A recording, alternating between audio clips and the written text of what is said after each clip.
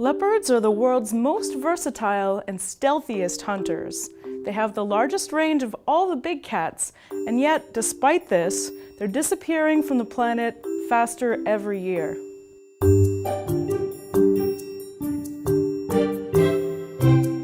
Hi, I'm Danielle Dufault, and you're watching Animalogic. First things first, panthers are not a specific species, but rather an umbrella term for several big cats in the Panthera genus, including leopards and jaguars. A black panther, when not the king of Wakanda, is also an umbrella term that refers to melanistic big cats. By the way, since Wakanda is in Africa and not South America, Black Panther, the character, would be a black leopard. Leopards, or Panthera pardus, belong to the Panthera genus, and are distantly related to clouded leopards, but have closer ties with snow leopards, tigers, jaguars, and lions, lions being their closest relatives. Leopards are the smallest of the big cats, though that term is a bit tricky. Big cat refers to the four members of the Panthera genus that can roar: tigers, lions, jaguars, and leopards. Excluded are snow leopards, which are larger than the Arabian leopard subspecies, but don't roar, clouded leopards, which aren't in the Panthera genus, cheetahs, pumas, and several others. The ability to roar comes from a specialized voice box with a stretchable ligament instead of a solid epihyal bone. This flexible structure allows for the low, deep, uneven rumble that makes up a roar. In small cats, that voice box is a fixed structure that vibrates when breathing, allowing for small cats to purr, something that big cats can't do. Leopards can be tough to tell apart from jaguars, which live in South America, but the easiest way is by their spots, or lack thereof. Both leopards and jaguars have spots on their coats called rosettes, but leopards don't have dots inside the rosette, while jaguars do. Jaguars are also bulkier than their slighter cousins from across the pond. Depending on the species of leopard, their coats vary in color. Those that live in grasslands have lighter coats, and those that live in rainforests have darker coats. Leopards with melanism, so a black coat, are primarily found in the dark rainforests of Southeast Asia, where the darkness gives them advantage over their lighter brethren. Black leopards are not completely black, however, and if you look closely, you'll see that they feature the same rosettes as all leopards. There are 9 extant subspecies of leopard, and they can be found across Africa and Asia, each named for the region they inhabit. Due to this massive range of differing landscapes and terrains, leopards have become masters of adaptability. They are champion hunters, adept at stalking prey in the mountains of northwestern China, the jungles of Thailand, the savanna grasslands of southern Africa, and everything in between. Since their range is so much more extensive than all the other big cats, and since they're the smallest of the big cats, leopards can often find themselves knocked off the top of the food chain if there's a lion, a tiger, or a pack of hyenas present.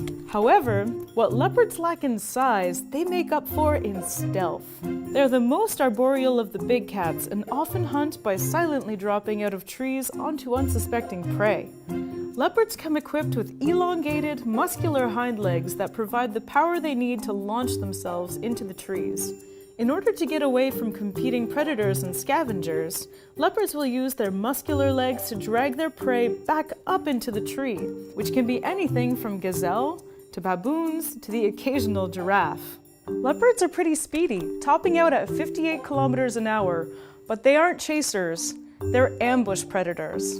They'll wait for prey to enter their trap and then pounce or drop. They can leap forward 6 meters in a single bound and 3 meters directly up. They have huge, thick pads on their feet that dampen the sound of their movement and are very conscious of their surroundings when stalking prey. So if you're ever in leopard territory, better look up. Drop cats.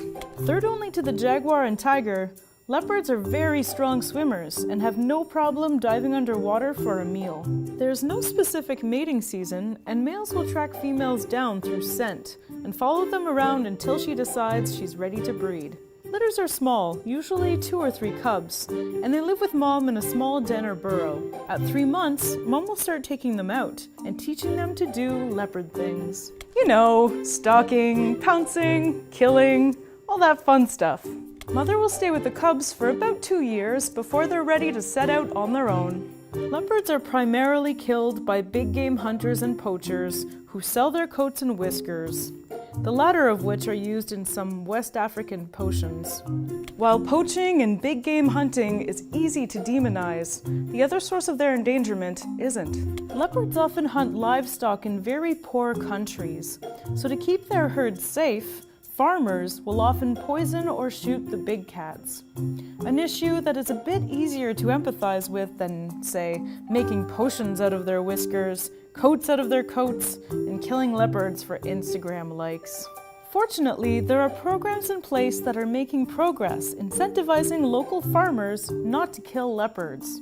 Instead, they're encouraged to capture the leopard, which are examined by veterinarians, and then released back into its original territory. Studies have found that the trauma of the capture was enough to keep the leopards from returning to hunt at those farms. Leopards have gone extinct in 6 countries, and there's 6 more on the way. They have vanished from 49% of their historic range in Africa and 84% of their historic range in Eurasia. The Amur leopard is especially threatened, with only 57 remaining in their natural habitat in Russia. That being said, there's good news. As a result of the Russian government establishing a massive 262,000 hectare national park in 2012, Amur leopards have almost doubled in population in the region since 2007, from 30 to 57. The dense forests of North America are home to one of the greatest predators in the world. They used to be feared and hated, but are now beloved for their beauty and their importance to their ecosystems. Heed the call of the wild. This is the Timberwolf. Today we're in Muskoka, Ontario, and I'm gonna go see some wolves.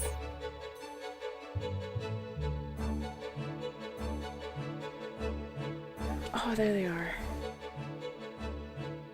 There are over 30 gray wolf subspecies found all over the world, from the Arctic to the Indian subcontinent.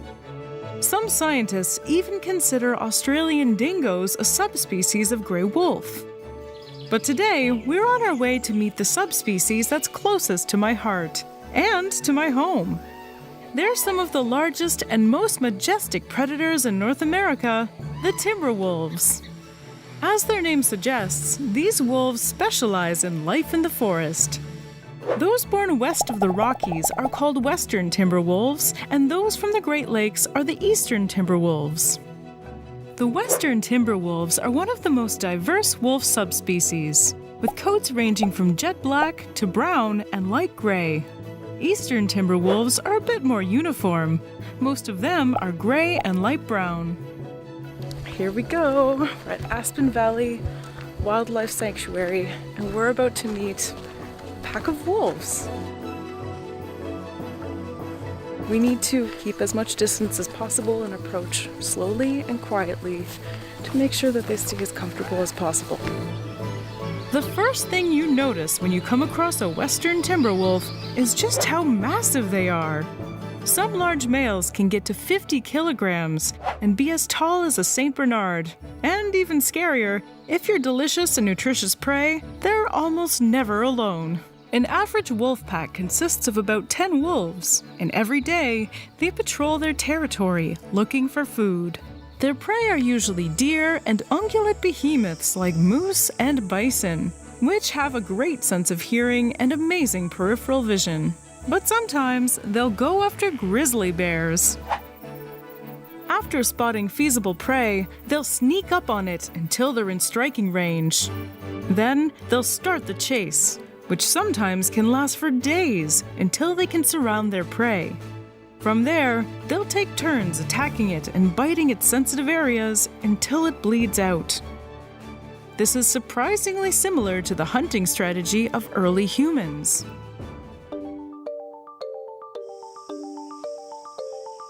These Western Timberwolves haven't eaten in a couple of days, but today they're getting an easier meal.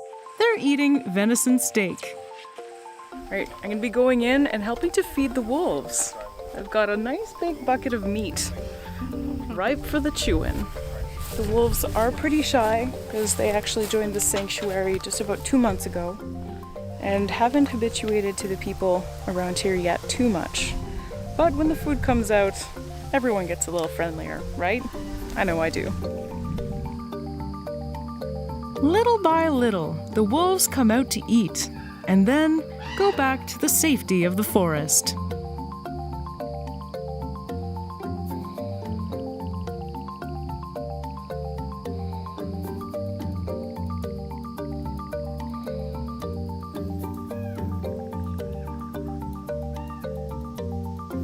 Very curious and cautious around us, watching our every move, so I need to be quiet and still. Even the smallest sounds and noises and movements can spook them.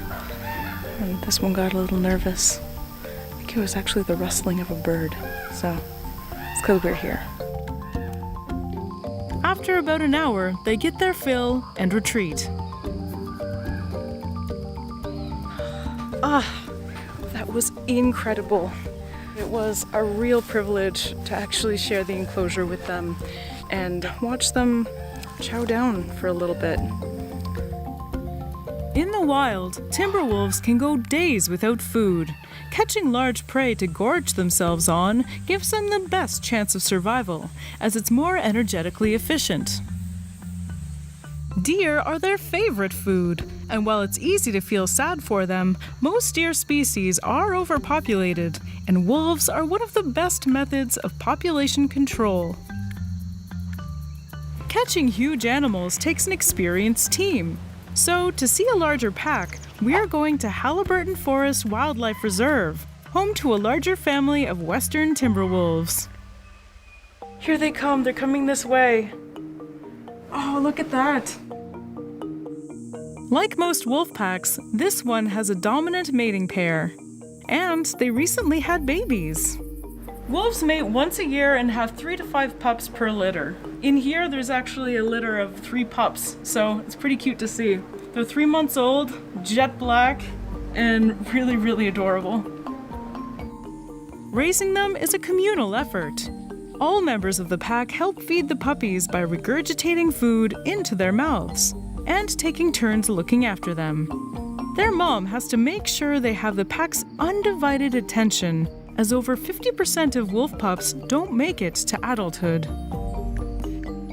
A wolf pack typically has one dominant female who tries to keep all the other females stressed enough that they cannot reproduce. She keeps them so stressed that they're unable to ovulate. So, there'll be one top dog and only she gets to breed. Females being extra aggressive towards other females is a sadly common occurrence in the animal kingdom. But luckily, it doesn't take long until the pups become productive members of society. The gestation period for gray wolves is only 9 weeks, after which they'll give birth to 3 to 5 puppies. They'll only drink the mother's milk for about 8 weeks. After that, they'll become full size by about 8 months of age, so they grow very, very fast. Once they're old enough, they'll join the adults. They'll quickly learn their role in the group, and they'll have to be submissive towards the dominant pair. The punishment for insurrection is banishment, or, in some cases, death. Even in relatively peaceful packs like this one, conflict is inevitable. A young male gets too comfortable around the dominant male and challenges his authority. Another wolf senses the tension and holds him back. Luckily, he's an experienced leader and knows how to intimidate his subordinates without resorting to violence. Crisis averted. This group is very cohesive.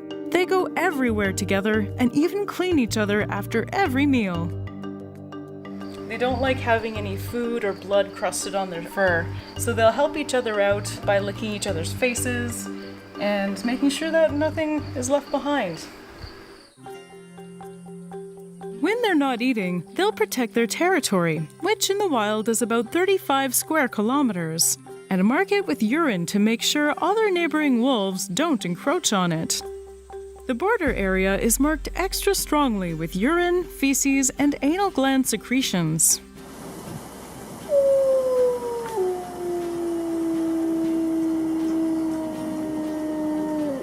Howling is another form of communication. It can be used as an alarm call, as a way to find each other when lost, or as a threat to other wolf packs. Wolves can tell how many members there are in other packs based on their howling. If they think there's too few of them, they might attack to take over territory. Wolves tend to howl when the moon is out for two simple reasons. A clear night has the right atmospheric conditions for the howls to travel further, and the light makes them more active and willing to go on night hunts. Under perfect conditions, their howls can travel over 10 kilometers. And if you hear them, you can be sure you're entering the land of one of the greatest predators in the world. Watch out, Bambi!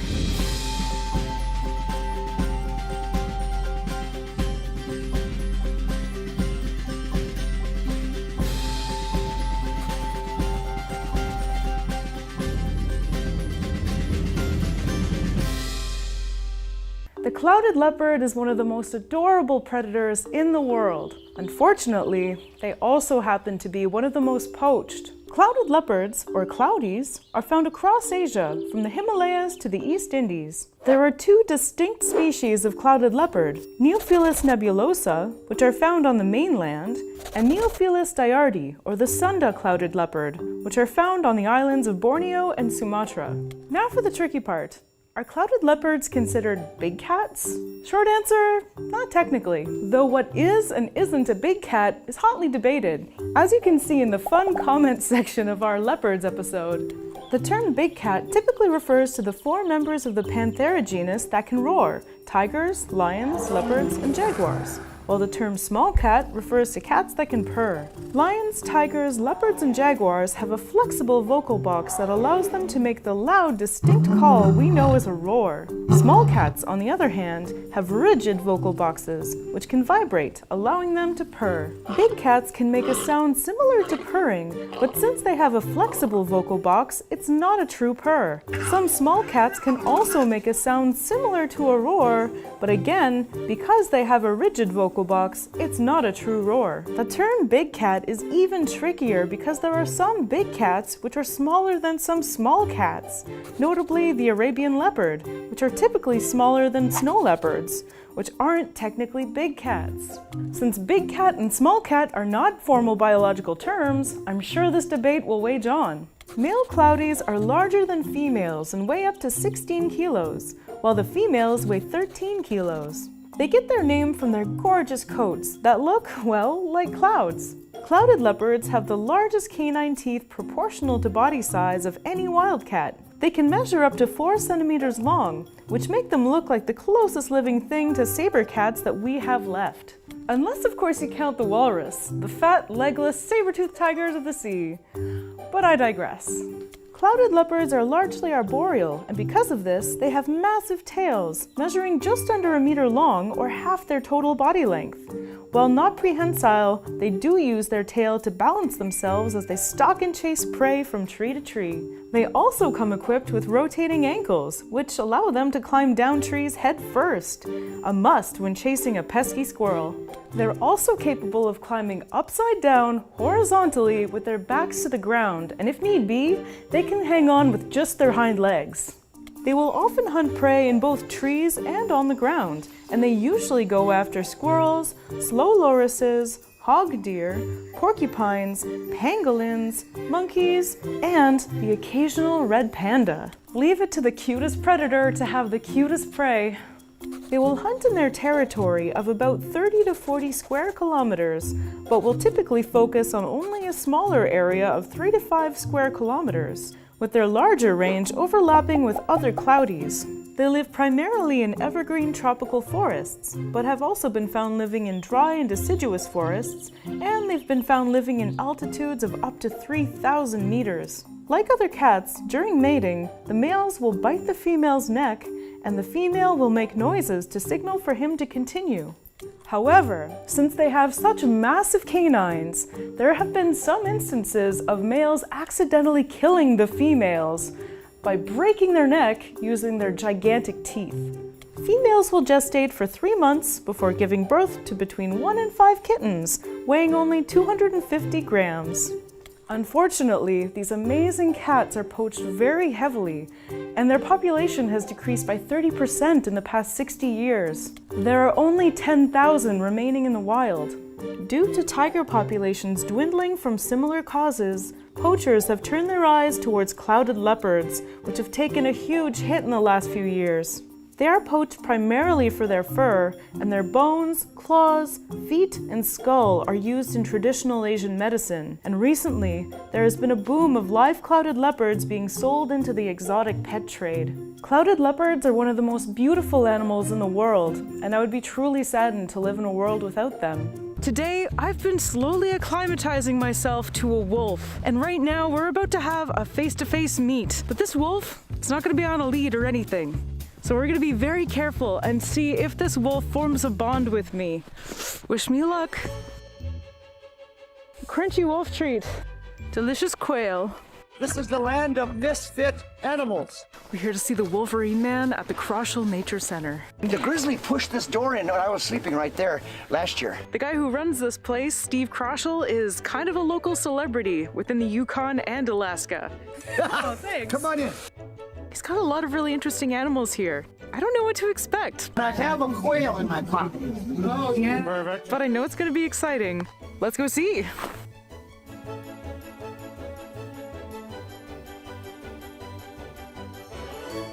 Mishka! Yell that out, Mishka, like that. Mishka! Mishka! Yeah, Mishka! Mishka! Yeah, Mishka! Say it a little louder. Mishka! Mishka! Mishka the wolf is imprinted with humans, and today I'm just going to try and build a rapport with her so that tomorrow we might be able to take her for a walk. Oh, the Mishka! Hi, Mishka! Yeah, the Mishka! That's a Oh, Mishka! the Mishka! Oh. That's a good Mishka! Yeah! Okay, give her this little piece. Oh, Mishka! Right there. Get Mishka! Oh, Mishka! Get the Mishka! There you go. Now I just gave Mishka a piece of meat, piece of quail actually. So hopefully she'll remember me as a friendly source of food. Yeah. Mishka! Good girl, Mishka! Oh, you know, that's basically how I talk to my dogs too. Yeah. All right, I think that was a great first meeting with this wolf, Mishka. Mishka's still really young, and she's been in contact with humans since birth. So she is very trusting and comfortable around us. Still important to build that relationship, as with people, as with animals. I like people better after having a snack too, you know? All right, this is day 2 at the Crochel Wildlife Park. Hold on. Yesterday we were here and I got to have a quick introduction to Mishka, just so that she'd recognize my scent and what I look like and my sound. Today we're gonna try and see if we can take Mishka for a walk. Get Mishka! She's rambunctious and excited. Let's do this! She's a little more nimble than I am in the snow. Oh, Mishka! Who is that? She's got your gloves! Mishka! Okay, so she's got my mittens. And we're going for a walk, Danielle. Yeah. Mishka! I can't believe I'm helping bring a wolf for walkies. Those are powerful. 1,800 pounds of pressure per square inch in those jaws. Could she drag you if she tried? Oh, yeah. So how old is Mishka the wolf? A year. And her parents are orphans from the Brooks Range of Alaska. So there's very few orphan wolves in Alaska anymore. They don't save them like they used to. Mishka! Well, I guess this wolf got lucky then. Yes. Get Mishka! Oh, you're tough to keep up with, girl. Look at that, she's beautiful. Like many other gray wolves, they start young and darker in their color, and as they grow older, they'll grow lighter and brighter and more gray and white. I don't know how I'm gonna get my mittens back. What if we ask really nicely? Well, let me try. Mishka. Let's go up here and wait. Mishka! Get the Mishka! Get Mishka! Oh, There we go. get Mishka! Aren't they beautiful? Just gorgeous. You know, there are lone wolves that can be in packs, though, between 2 to 40. 40. Can you imagine being a moose? Oh, she's so excited. There isn't an ounce of aggression in her right now. Not now. Doesn't mean she can't roughhouse and tumble. Oh yeah, she knows all about that. Mishka! You gotta be submissive. Yeah. They're strong. Wolves are strong. But can you reach out with your mitten? Hi, Mishka! Oh. She wants it. Well, let's continue Mishka. on to a big play area. Here we go. Do you want to hold on to this? Oh, can I? Yeah. But I mean, you can't let go. Okay, let me wrap it around there. You got it? Okay, oh yeah, this is great. Okay. All right, Mishka! Go then, Mishka! Mishka! Woo! See, are you doing okay? She is so strong. She could pull me over and drag me if she wanted to. Woo! Get down, Mishka! She's pulling you. She's trying to. Let's go! She's encouraging. Get Mishka! Mishka! Okay. Woo! Go ahead. You're tied up. Oh. Okay. I'll take her from here. She wants to play. Here you go.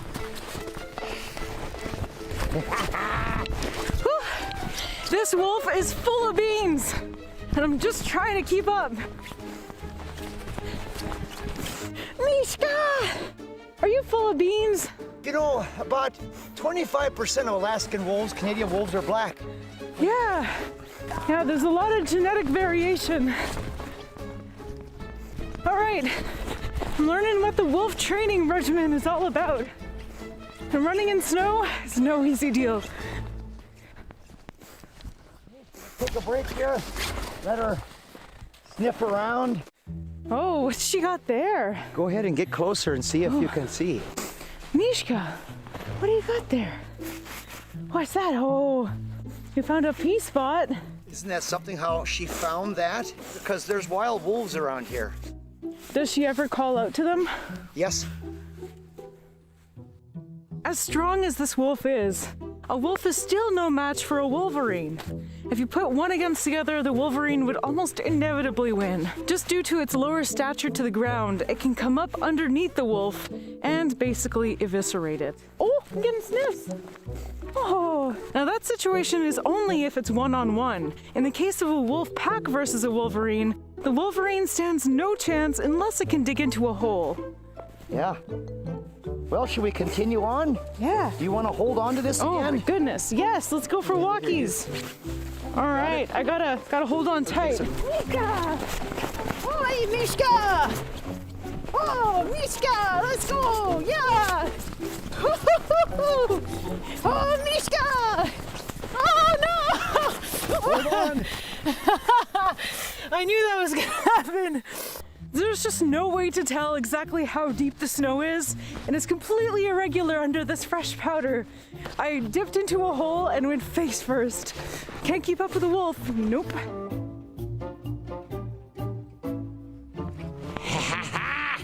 Studio F. All right, Mishka. In we go. Come on in. All right. All right, so I'm just exiting my human enclosure, which was protecting me, and I'm about to see what it's like to run free with a wild wolf. This here should be safe, but I mean, this is a very big animal, and a wolf is not an animal that you should typically approach with such comfort. You need to respect their space. The only problem is they're not likely to respect yours. Oh, but she's being so good. Oh, she is so rambunctious. All she wants to do is wrestle over there. I mean, let's be honest, a wolf puppy is still a puppy. They want to rough and tumble and be naughty. It's just a little more dangerous to be naughty with a wolf. Oh, and she's about to be free. Oh, and she's free. Wonder if she'll come my way. Mishka! Dog Mishka! Mishka! Now the idea here isn't to challenge her, but definitely to present myself as being big and strong enough. She's chasing Steve over there, because Steve is her human. come closer. Okay. All right. So I'm being invited to go a little bit closer to the wolf. I am going to follow the lead that's given to me because I don't want to take any missteps. Now, the behavior of a wolf isn't that different from a domestic dog, but there's obviously some very key differences. Oh, she seems to like belly rubs. Dancing with wolves now. Yeah. That's what it is. Oh. Her familiar behavior to a dog shouldn't be that surprising, because wolves and dogs share over 99% of the same genetic code. Yeah. Oh, just bounding through that fluffy snow. I'd be flat on my face in about 0.2 seconds. Mm-hmm. Oh, no! Hey, Mishka, are we trading places? That's the human enclosure, silly. Okay, go up in there. All right, I need to go get where us humans belong. Inside a cozy, sheltered area. All right, so we've got a little bit of role reversal right now with me, the human, inside the enclosure, as you see, all around me, and Mishka the wolf running free outdoors.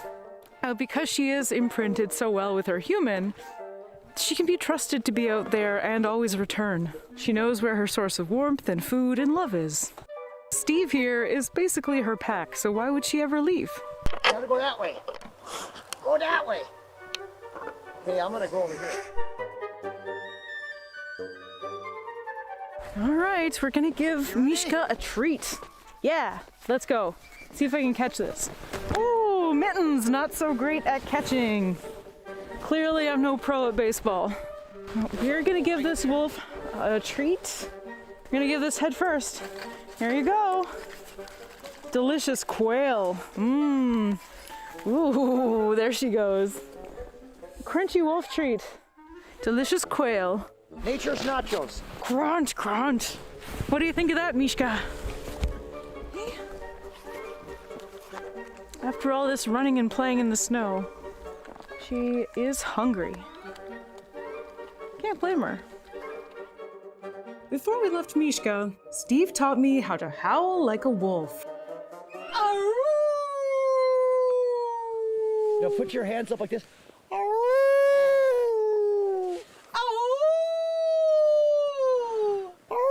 Tilt your head out skyward more. Keep going.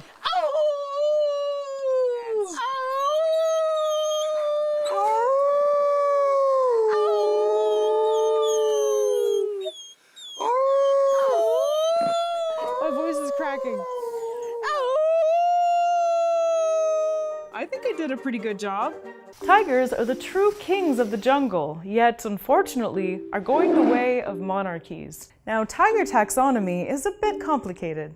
For a long time, it was thought that there were around 8 tiger subspecies, but a recent study has concluded that there are really only 2, Panthera tigris tigris, or the mainland Asian tiger, and Panthera tigris sundaica, or the Sunda Island tiger. The study found that there wasn't enough information to prove that the various populations of tigers were different enough to be classified as distinct subspecies, and the label was just used out of convenience. So what we have is 2 subspecies of tigers that contain several different populations of tigers described by names, like Siberian or Amur tiger, Indo-Chinese tiger, Malayan tiger, Bengal tiger, Sumatran tiger, and so on. Tigers are the largest species of cat in the world, and the mainland Asian tiger, which includes the Siberian tiger, are truly king of kings. The males measure up to 3.9 meters long, including their tail, meaning if I was lying down, it would take 2.5 of me to make up the length of a Siberian tiger. Male mainland Asian tigers are pure bulk, weighing up to 300 kilograms, and are much bigger than the females. The males weighing on average 70% more than their female counterparts. Mainland Asian tigers are much larger than their island-dwelling cousins.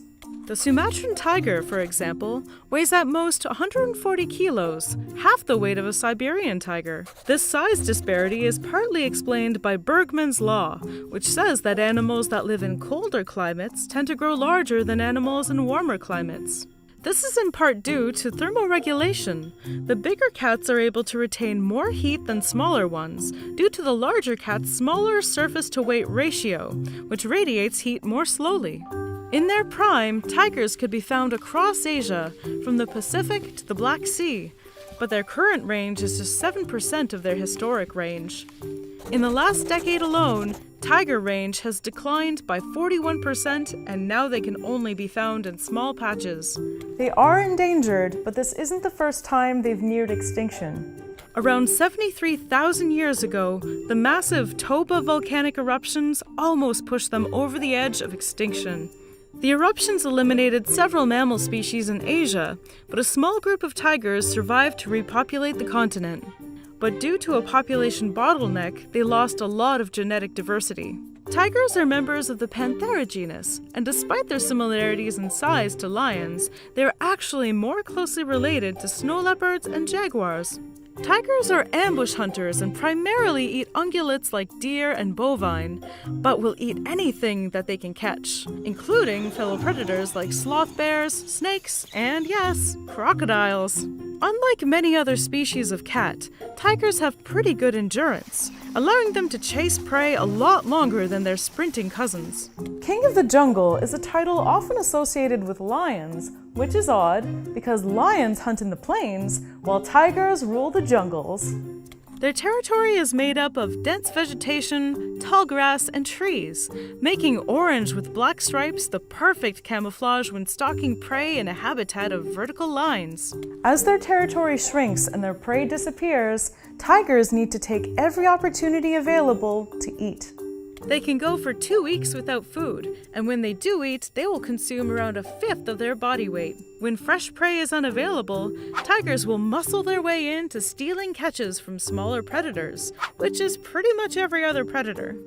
They have huge fangs, the longest of any big cat, measuring a whopping 9 centimeters long, which is a fair bit longer than my index finger.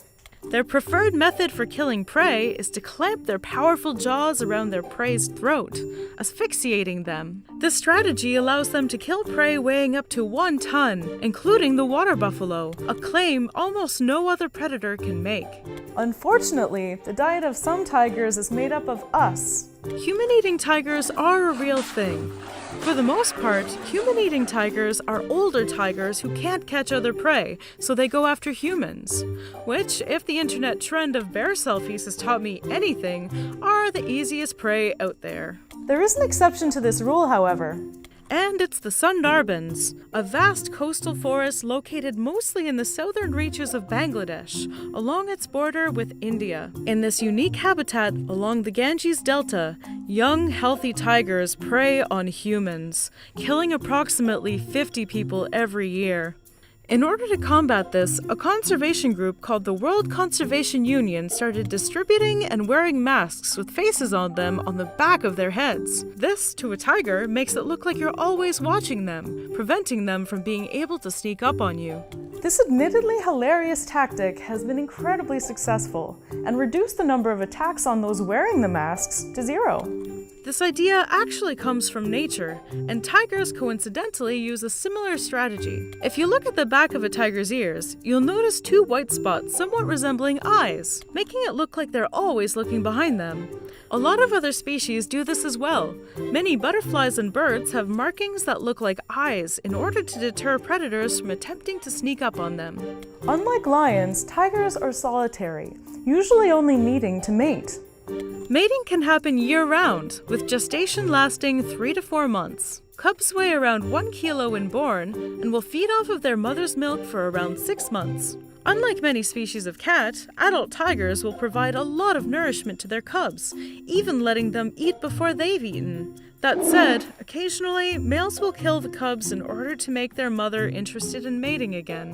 When juvenile males are old enough to set out on their own, they initially will set up camp fairly close to their moms. When they're older, they'll move out and find territory unclaimed by other tigers, or they will challenge an older male for their territory. This is the most dangerous point in a tiger's life. Tiger territory is huge, with some males having territory of up to 294 square kilometers. And they mark it with scent, using their urine and anal glands to let other tigers know to stay out. Though female tiger territory is typically much smaller, with some females having territory of around 84 square kilometers. They're excellent swimmers and can swim up to 7 kilometers in a single go and up to 29 kilometers in a day. Tigers occasionally will mate with lions, but it usually only happens in zoos.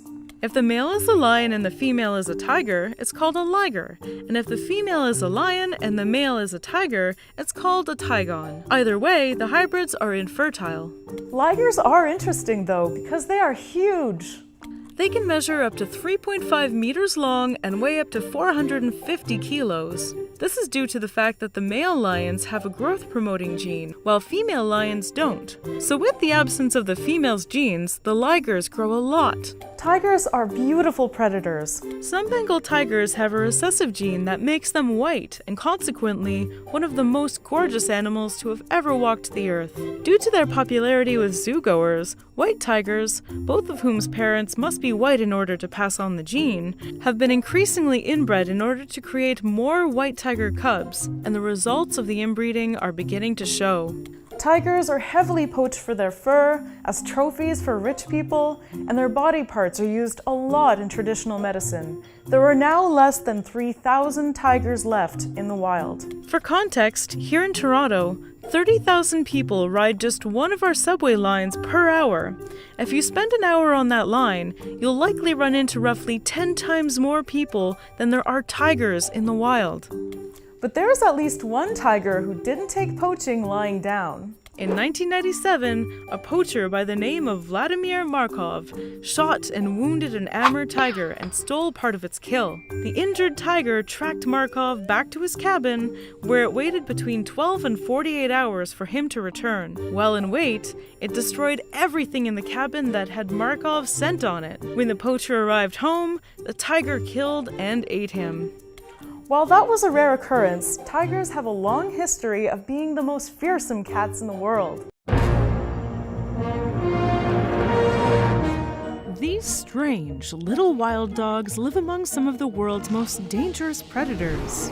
Monitor lizards fear them, and tigers hate them. So what makes these tiny dogs such powerful hunters? Let's take a deep dive into one of the most organized hunters in the world. This is the killer whistler, the Dhole. The Dhole is a strange fox-like canid that is somehow in constant struggle with tigers, leopards, monitor lizards, and bears, and has earned their respect through its smarts and grit.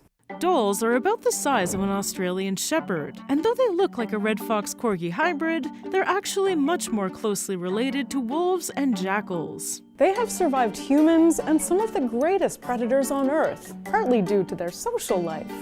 Like other canids, dholes live in groups. They usually have about 10 to 15 members, though sometimes separate groups merge to make supergroups of up to 30. Because of the lack of rigid hierarchy, their groups are more commonly known as clans instead of packs. They're not really egalitarian societies because breeding females seem to be higher in the hierarchy, but they're basically hippie communes full of voracious killers. Wait, are dholes a cult? When they hunt, the clan splits into smaller units of about 5. They get ready for the chase by play fighting and running around each other. It's like athletes getting ready for the big game, but in their case, the game is deer and other large ungulates. You know, just passing around the deer skin. The meal varies depending on the location, but markhors, tapirs, cheetahs, and even baby elephants are on the menu. Dholes, like humans, are very visual hunters and communicate using a combination of calls and visual cues. They usually go out hunting in the morning daylight in groups of 5. That's their optimal hunting group size. Larger groups are harder to coordinate, and smaller groups can't cover as much ground. Usually, one of them will lead the charge, while the rest stay back and cover the flanks. As they chase their prey, their whistles help them keep track of each other. If they get close enough, they bite in the legs and sides and try to guide it towards water, where prey bleeds out faster and are less mobile. If prey refuses to go to water, they just keep on biting until it falls. In order to survive a dhole attack, prey has to be agile to navigate the forest, quick to outrun their hunter, who runs at 50 kilometers an hour, have the stamina to keep going while injured, and be very, very lucky. Most animals don't have this set of skills and eventually are captured. The dholes tear their prey open and quickly eat the most nutritious parts. The heart, liver, and lungs are their favorite organs. They also have to gorge themselves to return to the clan and regurgitate some of their food for the pups and the pregnant females. It seems a bit unfair not to be able to enjoy your meal after a hard day at work. But for the dholes, finding and killing their prey is only the beginning of their problems. The noise and the smell of blood brings in unwelcome guests. Tigers.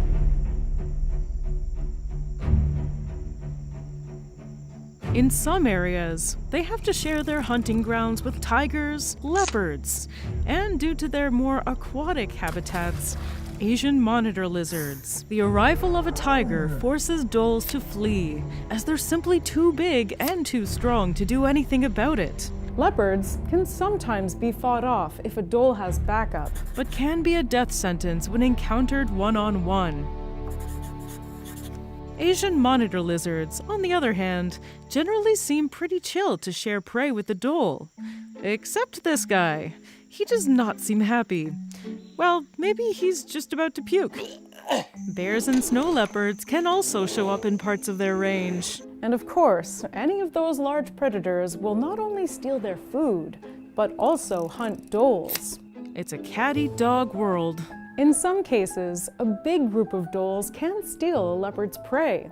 It's just another case of kleptoparasitism, a common occurrence in the natural world. These amazing battles between dholes and big cats used to be common all over the northern hemisphere, but their numbers have shrunk so much that it's become an almost mythical occurrence. There are only about 2,000 mature dholes in the wild, about a tenth of the global polar bear population, and yet we never hear about their plight.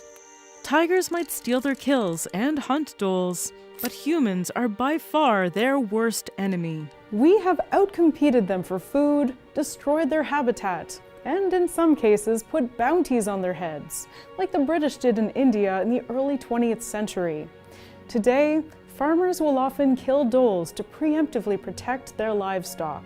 Since their range has been broken up so much, and they've been forced to remote areas with disparate climates, several subspecies have appeared. 7 remain today, and vary in color, fur length, and size. Smaller, darker dholes live in southern India and Southeast Asia, and lighter, fluffier ones live in China, the Himalayas, and other mountainous regions. Before humans took over, they were found all over Europe.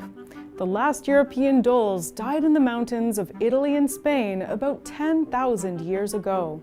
To prevent that from happening to contemporary dholes, conservation biologists are working on specific plans for each country where dholes live. The plans will include protecting their habitat, raising dholes in captivity and reintroducing them in the wild, providing orphaned pups with dog foster parents, vaccinating them against disease they can acquire from domestic dogs, and launching education campaigns to improve their image in the eyes of farmers. Changing people's mentality about dholes is crucial and will be tough. They have a reputation for being ferocious and untamable, which, to be fair, is true.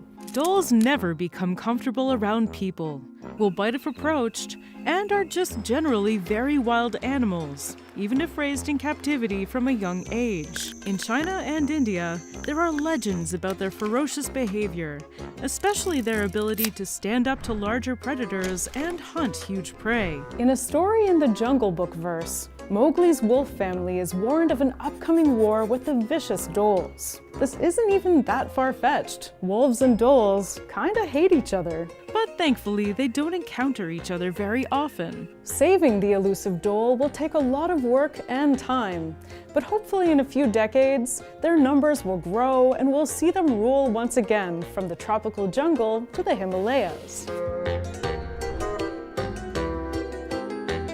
Cheetahs are synonymous with speed. While they aren't the fastest animals on the planet, the peregrine falcon, for example, reaches a mind-numbing 400 kilometers per hour when diving, they do hold the title for fastest animal on land. They've been measured hitting top speeds of 120 kilometers per hour, but that was an extreme case. Typically, they won't exceed 65 kilometers per hour. Cheetahs are sprinters, not long-distance runners. While they can reach high speeds, it's how they accelerate to those speeds that's most interesting. A cheetah can accelerate 0 to 100 kilometers per hour in 3 seconds flat, or just 3 strides. Some studies even put them at 2.9 seconds flat. Meaning that a cheetah 40 meters away could have started running and caught me in the first third of that sentence. For comparison, the first Porsche able to tie a cheetah in acceleration wasn't produced until 2011. Cheetahs accomplished this feat through a series of remarkable adaptations. First of all, they are super lightweight, despite not being particularly small. They stand around a meter tall at the shoulder, which is just 20% shorter than a lion. Yet despite this, they weigh a quarter of the weight of a lion. The average adult male lion weighs 250 kilos, while a large adult male cheetah weighs just 70 kilos, but most of them don't grow heavier than 55 kilos. This slender frame helps acceleration, and their flat head minimizes air resistance. They have very distinct hips that can pivot in place, allowing for cheetahs to keep up with the sharp turns their prey uses to try and throw them off. Their shoulder blades aren't attached to their collarbone, which allows for their legs to stretch much further apart and pull much closer together to increase the length of their stride. Their spine acts somewhat like a spring, compressing and releasing energy with each stride, giving them even more of a boost. Their claws are only semi-retractable. This gives them increased grip, kind of like cleats, paired with their pads, which are much harder than other cats, allowing for better shock absorption. Their tail acts like a rudder during chases, allowing them to make super sharp turns. Cheetahs have very long nasal passages, which allow for large amounts of air to enter their lungs and oxygenate their blood. And when on a chase, their respiratory rate increases to between 60 and 150 breaths per minute. In a single stride, a cheetah will launch forward over 7 meters, increasing their speed with each step. Their strides are so massive that it looks more like they're launching themselves into the air rather than running. In fact, they spend more time in the air than they do on the ground, as with each stride, all of their legs leave the ground not once, but twice. You may have heard that cheetahs will overheat while sprinting, and as a result have to give up on the chase. This is a myth.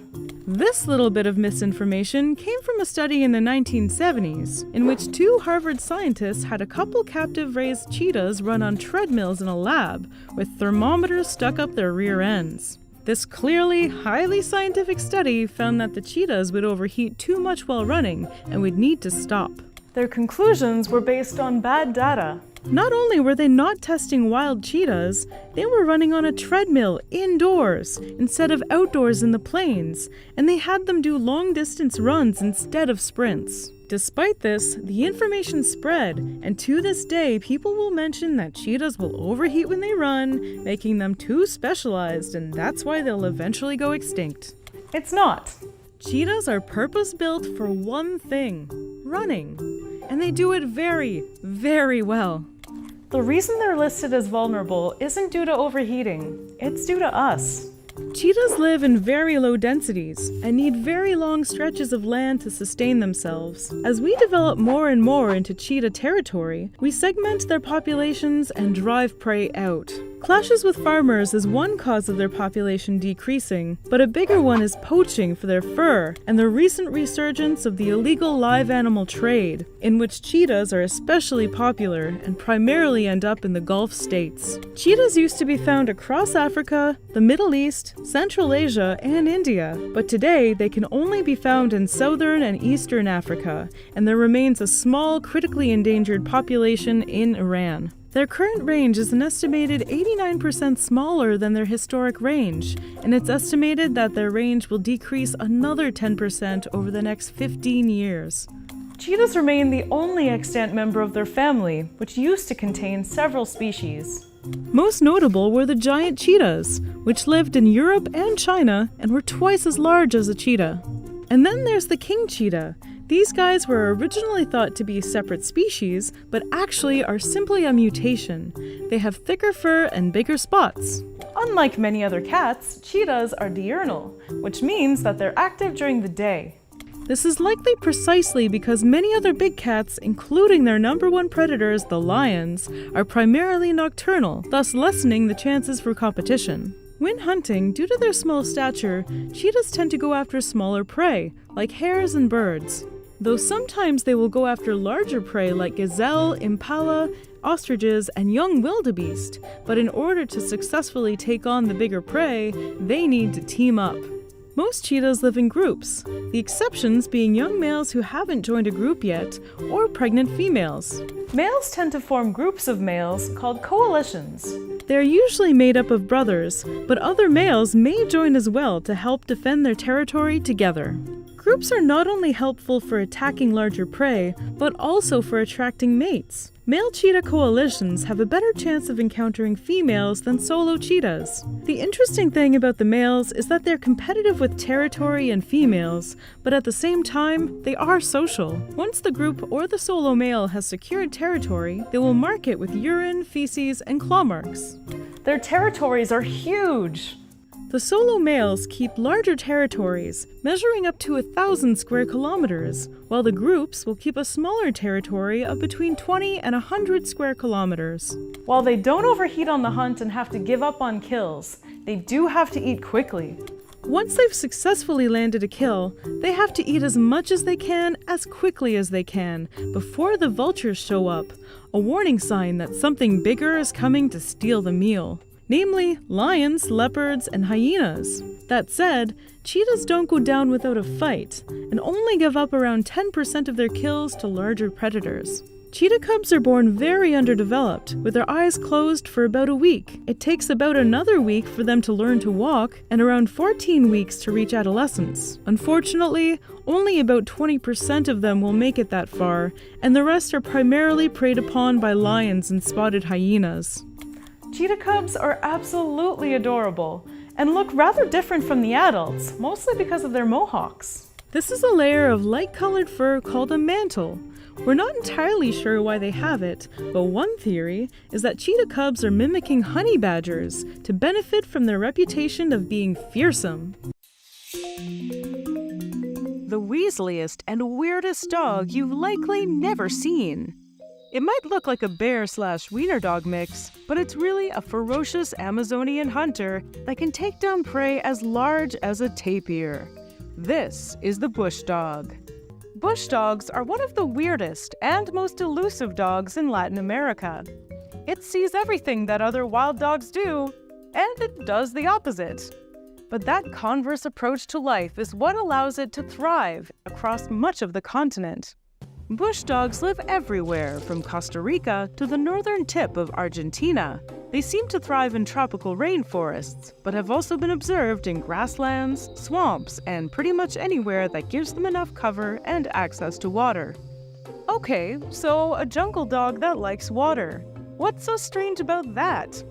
Well, the bush dog takes that wet dog smell to another level.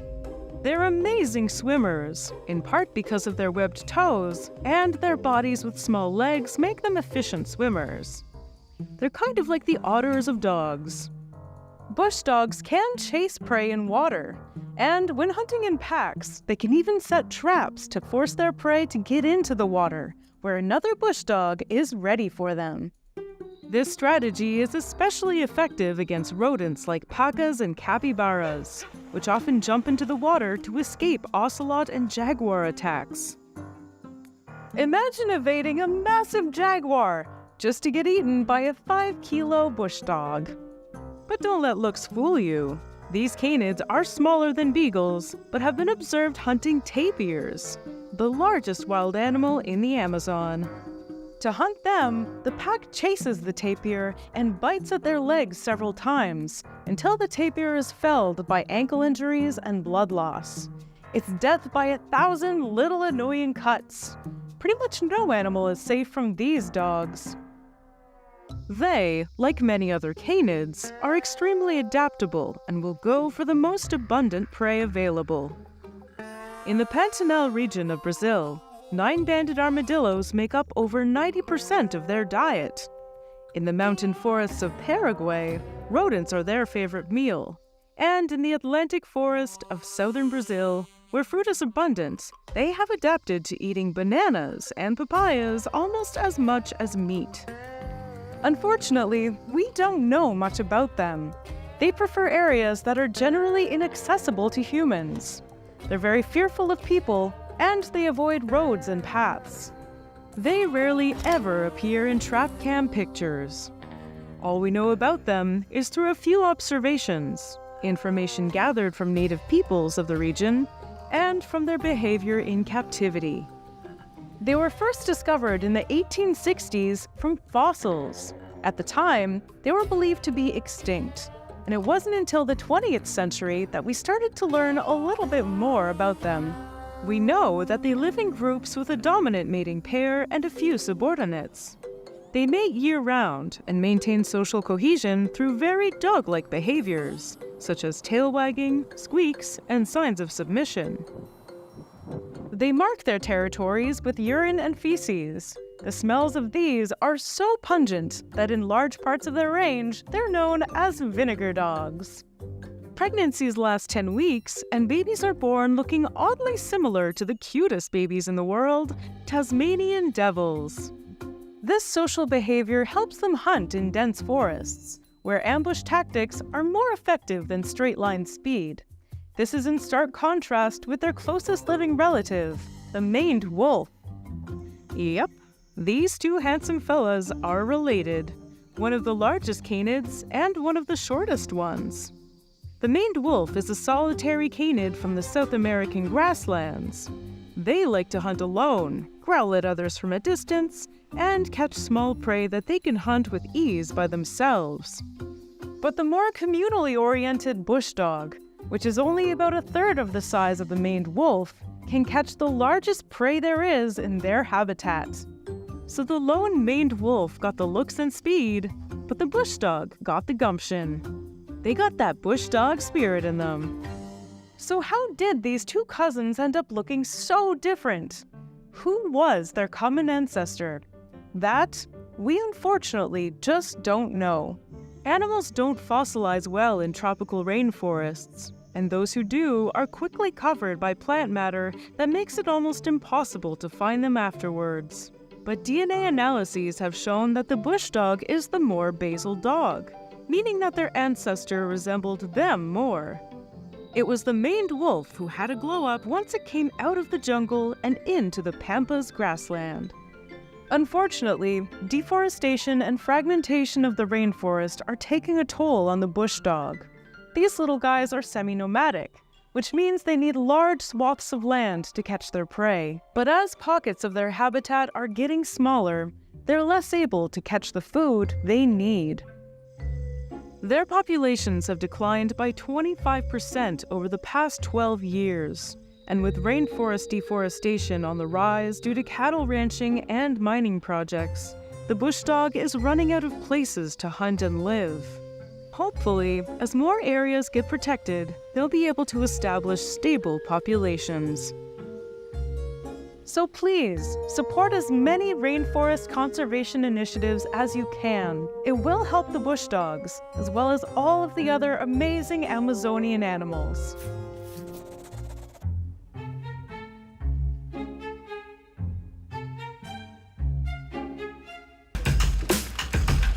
The jaguar is the most feared predator in Latin America. Not even the largest herbivores are safe from one of the strongest bites in the animal kingdom. And back in the day, they could hunt megafauna, some of them as big as an elephant. This is the giant slayer of the jungle. Jaguars are as cute as they are powerful. They're the wrestlers of the animal kingdom. Their bodies, with their powerful legs, sharp claws, and stocky build, are designed to grapple their prey and to sever their spines. This was the most effective method for hunting their giant prehistoric prey. 500,000 years ago, when jaguars first entered South America, the continent was home to megafauna. Some of the animals, like the giant ground sloth, could be as big as elephants. Jaguars adapted quickly to their new environment and became specialists in giant killing. Their strategy consists of using camouflage to stalk their prey. The rosettes on their skin help them blend in with the dense jungle. When they're close enough, they pounce on their prey, climbing on its back and biting on its neck until it snaps. If the prey is small enough, they might bite through the skull to stab the brain with their long fangs. This killing strategy requires immense bite strength. Jaguars have the strongest among all felines, even stronger than the much larger Siberian tiger. A jaguar's jaws can produce 700 kilograms of force and drag down animals as heavy as a bull. They can even crack open turtle shells.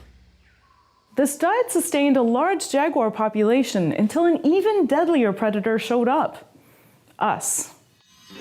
Humans hunted all herbivores larger than 65 kilograms in the jaguar's range to extinction, and jaguars had to adapt their diet. Before humans arrived, jaguars would feast on giant prime rib steak, but in the New World, they had to satisfy themselves with tapas. As a consequence of this, they shrunk in size. Jaguars in the Holocene could weigh up to 200 kilograms, but the largest modern jaguars are about half of their ancestors' size. In areas with low large prey density, they can be as small as 50 kilograms. But even these Lilliputian jaguars are incredible hunters and can catch even the largest extant herbivores in the tropical Americas. Their current diet consists mostly of deer, peccaries, caimans, and capybara, though monkeys and tapirs are also caught on occasion. Capybara seem to be their preferred prey, and it's not rare to find capybara skulls with 2 perforations on their sides. Anything smaller than 20 kilograms is usually not energy efficient enough for a jaguar to chase. The smaller prey is mostly caught by pumas, which are sympatric with jaguars. Their biggest available prey, however, are domestic cattle, which is a bit ironic because they were introduced to America by the same species that killed off all of their historic prey. Brazil has the world's largest population of cattle, and vast expanses of the Amazon have been cut down to make room for them. Jaguars sometimes attack cows and are very effective at killing them, despite being much smaller than them. Unfortunately, this has put them at odds with ranchers, who preemptively kill jaguars to protect their herds. But ranchers aren't the only threat to these felines. Poachers, too, kill jaguars and sell their skin for as little as $20. This has led to a decline in jaguar numbers and range. Jaguars used to be found in every country in the Americas south of Canada, but are now almost extinct in the southern half of South America. There is a very small population of jaguars in the United States, in Arizona and New Mexico. They include a celebrity jaguar named El Jefe, which was originally thought to be the only living jaguar in the US. He lives in the Santa Rita Mountains of Arizona, though since 2016, other jaguars have been reported. The American population of jaguars is struggling. As more and more artificial barriers are being put up, they're unable to diversify their populations by mating with the larger population of jaguars in the south. Like all animals, jaguars need a large gene pool to maintain a healthy population. Thankfully, there are some groups trying to help. Initiatives like the Path of the Jaguar aim to connect separate jaguar populations by rebuilding forest paths so that they can mate with each other. It's only fair that after eating their food, we're finding them dates. This is one of the most mysterious species in the world. That could be because they spend more time underground than any other canid. Or it could be because they were named for their speed, and if you blink, you could miss them. Or it might be because these furry foxes almost went completely extinct in the 1930s. This is the swift fox. Today we're in Grasslands National Park in Saskatchewan, named for, you guessed it, its incredible natural grasses, and we're on our way to go and visit one of its smaller residents. The swift fox, aka Vulpes velox, is actually one of the smallest of fox species in North America. Their name makes them sound like the fox version of the Flash, and that wouldn't be an inappropriate comparison. These foxes are sweet and petite, typically about 30 centimeters tall, weighing about 2.5 kilos, and they can be up to a meter long. Their tails are long and make up about 50% of their total length. Their ears are pointy and quite large relative to their bodies.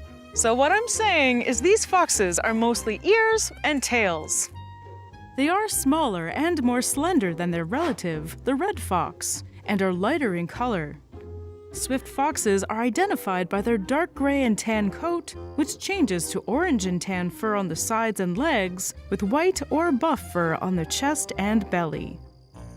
But the most distinguishing traits of the swift fox are the black patches of fur on either side of the snout and a black tip on its bushy tail. Swift foxes live in dens. They rely heavily on these underground burrows because they spend so much of their time there. I just found a den in this little hill here that qualifies and probably fits all the check marks for a swift fox's den. I can't dare disturb it, but it's really cool to see this right in front of me. Dens are usually 2 to 4 meters in length with 4 entrances to avoid being cornered by predators. These entrances are small, which also allows swift foxes to quickly escape from larger predators who won't fit inside. These kinds of low slopes with sparse vegetation are the perfect spot for a swift fox to build a den. It gives them the perfect vantage point to be able to scan their entire location. Their main predators are coyotes, but swift foxes are also hunted by badgers, horned owls, golden eagles, hawks, and bobcats. Like most foxes, swift foxes are nocturnal and are rarely seen outside the den during the day. But just because they're homebodies doesn't mean each den is a forever home. Swift foxes are known to use up to 13 different dens in a year, and will move from place to place if there's scarcity of available food or a buildup of bothersome parasites.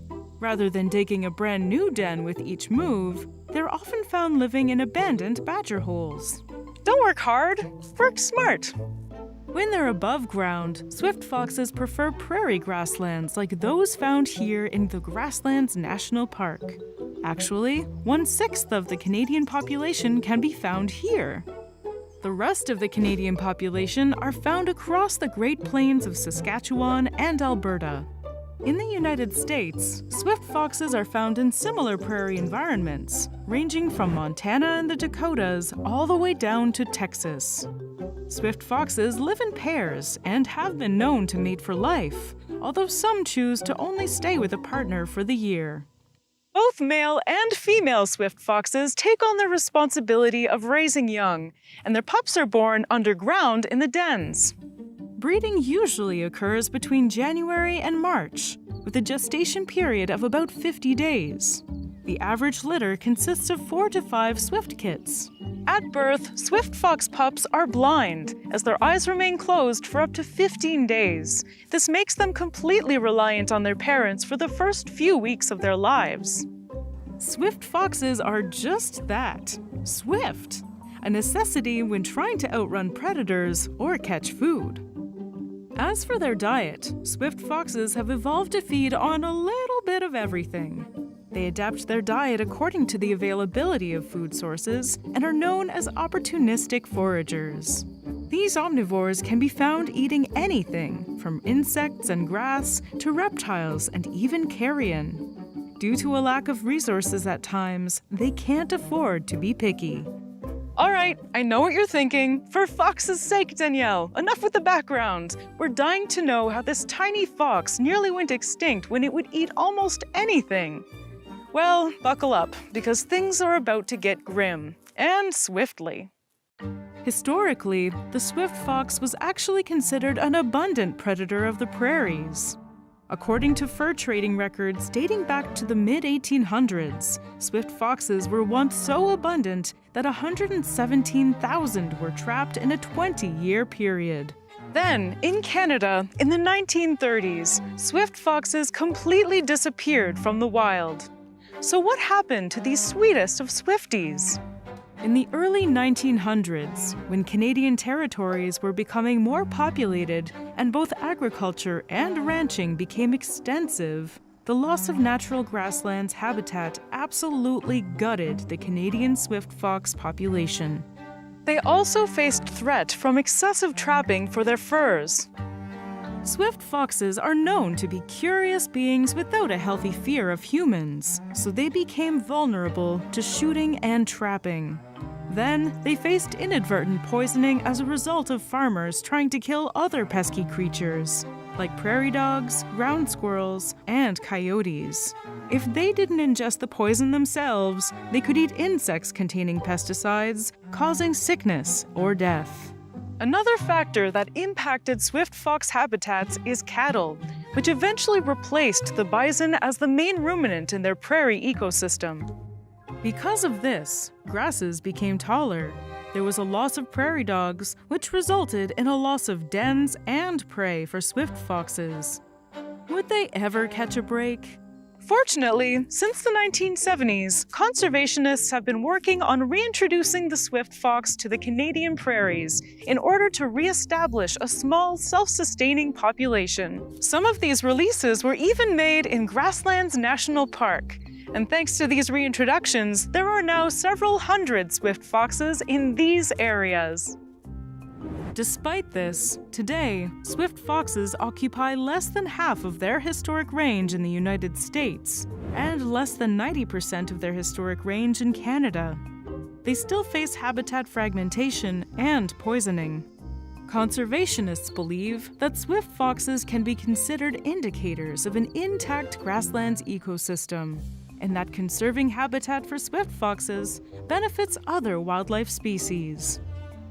Further, the swift fox isn't a threat to today's farmers, and are even beneficial since they prey on insects, mice, and other rodents. The survival of the swift fox and the preservation of the natural prairies are closely linked. We're rooting for you, swift foxes!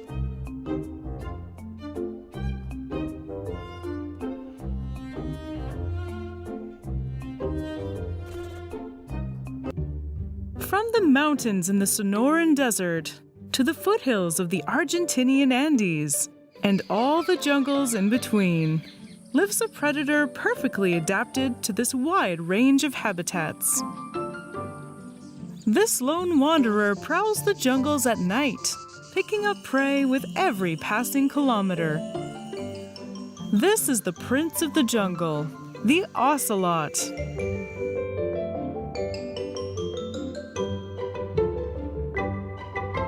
In the world of small cats, the Ocelot is a hulk. While not nearly as large as the reigning king of big cats, the Jaguar, the Ocelot is the largest member of their genus, Leopardus, measuring just under a meter long and weighing up to 15 kilograms. These are the largest small cats in South and Central America. Having conquered over 9 million square kilometers, Ocelots are a highly versatile species, thriving on land, in trees, and in the water. As a result, they have footwear built for all sorts of topography. Their paws are massive and allow them to thrive in many environments. They have all-terrain paws. While they have conquered everything from mangroves to grasslands, marshes, and arid scrubland, the environment they thrive in is tropical forest. Wherever they choose to live, they require fairly dense foliage. In thick forest cover, they have the advantage of trees. Ocelots are excellent climbers, allowing them to ambush prey and escape less agile predators. Their coats are perfectly designed for their chosen habitats. They are covered in rosettes, blotches, and uneven streaks, meant to emulate dappled sunlight on the forest floor. Ocelots are silent, agile, and well camouflaged. A deadly combination. Primarily active at dusk, dawn, and throughout the night, these cats spend their time patrolling their territory, covering up to 6.7 kilometers every night. For every kilometer they walk, they will catch something new to eat. An adult male ocelot needs to eat a minimum of 800 grams a day in order to survive, so they're always on the lookout for their next meal.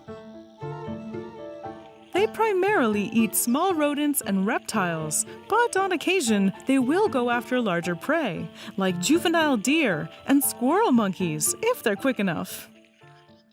This ocelot has caught the scent of a tasty little critter. She takes her time looking for it.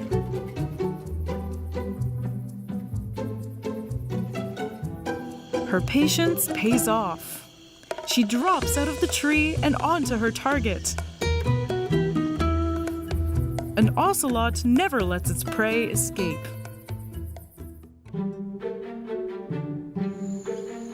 Males maintain territories of up to 45 square kilometers, marking their territories by spraying urine. And oh, how they spray! They will also mark their territory with their scent glands in a display that isn't quite as graceful as you'd expect from an ocelot. They use their scent to communicate with other ocelots. While ocelots are proud creatures and prefer to hunt alone, they will meet up with other ocelots when it's time to mate. They will mate with multiple partners throughout their lives. If the mating is successful, gestation lasts 12 weeks, after which the mother will give birth to 1 to 3 kittens. While born with their eyes closed, these kitties grow up fast. They're weaned by 6 weeks of age and begin the process of learning to be an ocelot. The kittens are very playful and arguably the cutest things on the planet. These kittens are practicing hunting by sneaking up on their prey, their mom, and then pouncing, tearing their target to shreds with adorableness. They hang around very close to their mothers for a few months before gaining more independence. They reach full size at about 10 months of age and become sexually mature at 15 months, though their mating success depends on whether or not they control their own territory. Ocelot young may stay with their moms for over a year, but if after 2 years they haven't left on their own, she'll kick them out. Thanks to their massive range and adaptability, ocelots are currently listed as a species of least concern. This is a big rebound for the population, as in the 19th and early 20th century, ocelot pelts were all the rage. A coat made of ocelot pelts could cost over $30,000 US, as it requires several animals to make it. But thanks to many different conservation efforts, as well as most countries banning ocelot hunting and trafficking in the 1960s, their populations have rebounded over the past 30 years. While their numbers aren't as strong as we'd like them to be, the ocelot is set to remain on its throne.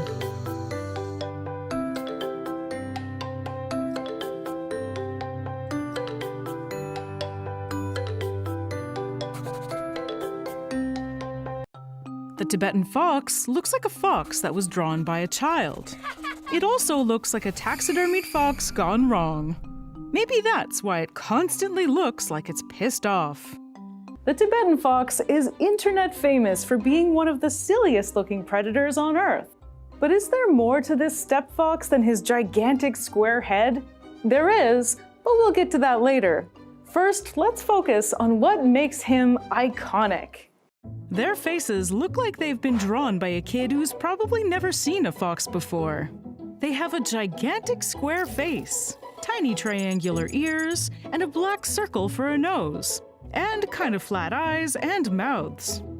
They almost look not real. Seriously, if a Tibetan fox showed up in a Star Wars movie, I'd call it bad CGI. But okay, we're not here to dunk on the Tibetan fox all day. There are reasons for its seemingly mismatched features. Let's give it some context. Tibetan foxes, as you probably already figured out, live only on the Tibetan Plateau. This vast area of Central Asia is cold year-round due to its extremely high elevation. It's so high and surrounded by such imposing peaks that it's nicknamed the roof of the world. The Tibetan fox can live at elevations of up to 5,000 meters. Mont Blanc, the highest peak in Western Europe, is only 4,800 meters high, so in theory, a Tibetan fox could live on top of it with ease. In general, animals that live in extreme environments end up looking a little funny. Tibetan foxes are no exception. They just took it to the extreme. The biggest reason for their look is their extremely long and dense fur, which protects them from the cold. If you were to shave one or even just give it a trim, it wouldn't look too different to a red fox or a Corsac fox. So really, they just look like a regular fox that got stung in the face by a bee. The ears are small and fluffy to prevent them from losing heat and also make them less conspicuous to their prey. And their cartoonishly small eyes and nose are adaptations to have the smallest possible amount of skin exposed to their elements. Their tail is basically a built-in cozy blanket that they cover themselves with when they sleep, just like other cold weather foxes do. See, there is an upside to looking like a fox ordered off of Wish. Of course, their fur is also perfectly colored to blend in with the grasses and mosses of the plateau. This is crucial when hunting for their favorite prey, the most important animal in the ecosystem, the plateau pika. The electrifyingly cute pikas are lagomorphs and are more closely related to rabbits than to rodents. Pikas are a keystone species because they provide food to almost all the carnivores in the ecosystem. And by provide food for carnivores, I don't mean that they go to the grocery store for them. They also keep the soil healthy by burrowing and recycling nutrients. That's just a polite way of saying they eat a lot and poop a lot, and by doing that, they fertilize the soil. In a typical case of you are what you eat, the plateau pika also looks a bit like a sketch made from memory. Round body, small ears for a lagomorph, and dirt-colored fur. Their huge eyes are always on alert, scanning the land and sky for predators. Tibetan foxes need all the help they can get to catch them before they dive into their burrow. And so, they've been observed following other predators around, like bears, polecats, and birds of prey, who might have caught the scent of a pika. The predators will try and flush the pika out of its burrow, and the Tibetan fox will be ready to pounce for an easy meal. When other predators aren't around, they have to hunt solo or with their mating partner. Tibetan foxes mate for life, and when they have babies, they take turns to go hunting. If one spots a pika, it must get close enough to pounce. An early move will send the pika sprinting back into its burrow. The fox virtually glides over the grass, staying close to the ground, tucking its ears in as much as it can.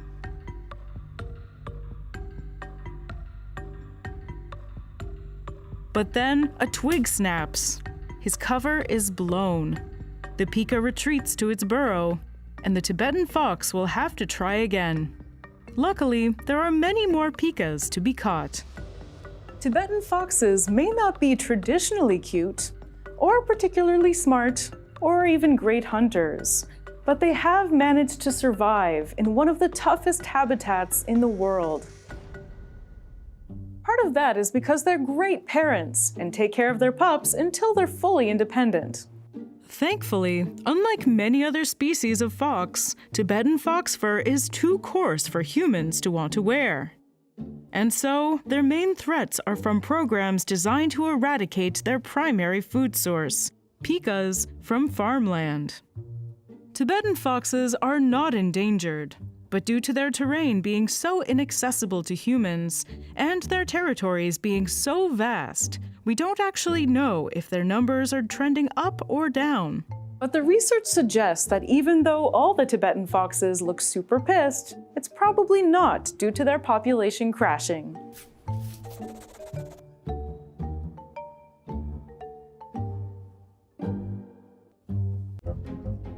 The jungles of South and Central America are home to a tricky little mimic. These adorable predators rule the treetops with an overly fuzzy paw. This is the most arboreal cat in the world, the trickster of the trees, the tamarin's bane, the Margay.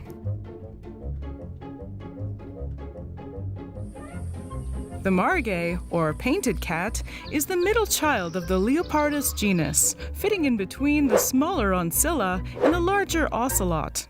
If Ocelots are mini Jaguars, then Margays are mini Ocelots. Ocelots can weigh up to 15 kilograms, while a Margay will weigh at most 4 kilograms.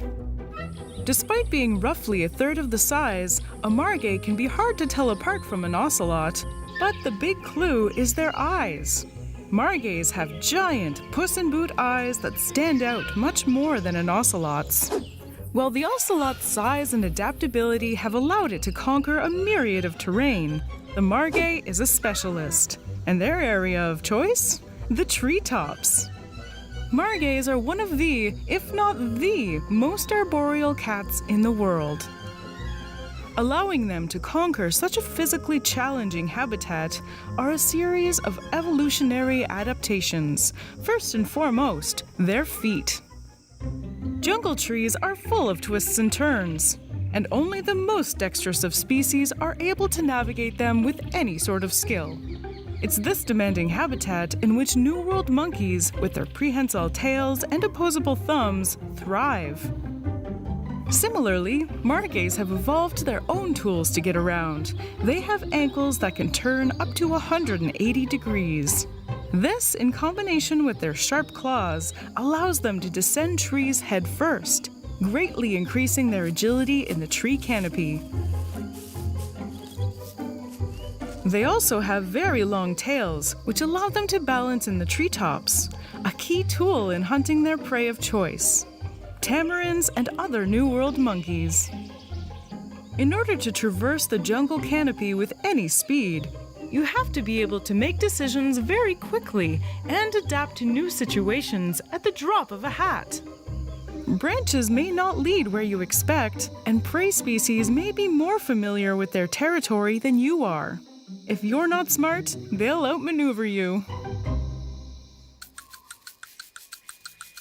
Margays are very intelligent, and while they are experts in navigating the trees and can jump up to 3.5 meters horizontally, they know that sometimes it's smarter to let the prey come to you. These cats are tricksters. Instead of chasing down prey, they've been known to mimic them instead. One cat was seen mimicking the vocalizations of a baby tamarin, although poorly. And when the adults showed up to see what was going on, it pounced. While the jungle canopy provides a lot of different prey options, like bats, birds, and monkeys, they will venture more into the territory of their larger cousins, the ocelot, when the opportunity is right. This Margay has spotted something moving on the ground. A rat! She starts to make her way down the tree. Having not seen the Margay descending from the canopy, this rat's day is about to get a lot worse. The Margay silently advances. Its massive paws help mask the sound of its approach. She pounces. But this rat isn't going down without a fight. The rat jumps, kicks, and bites, trying to ward off its attacker. It looks like the rat might make it out alive. But at long last, the Margay gets a hold of the rat's neck and crushes its windpipe. A good day for the Margay is good night for the rat. Margays are nocturnal and usually spend their days asleep in the trees, but this opportunity was too good to pass up. With their giant eyes built for night vision and their giant paws built for climbing, it's easy to say that these are the cutest predators in South and Central America. But something that makes them even cuter, their fur.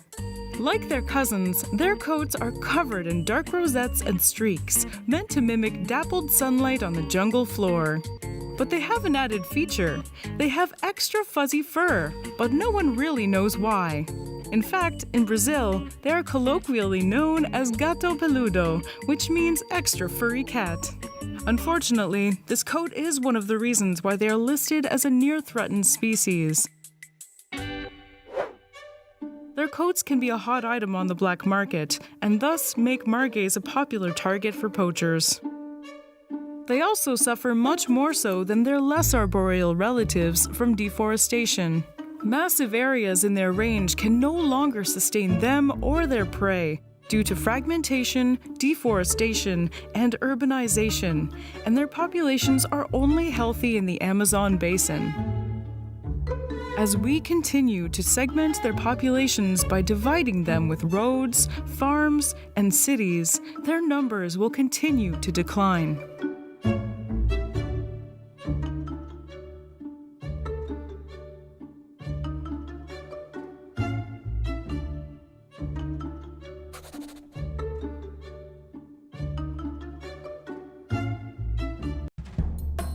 This fluffy bandit strikes terror in the hearts of every small creature it meets.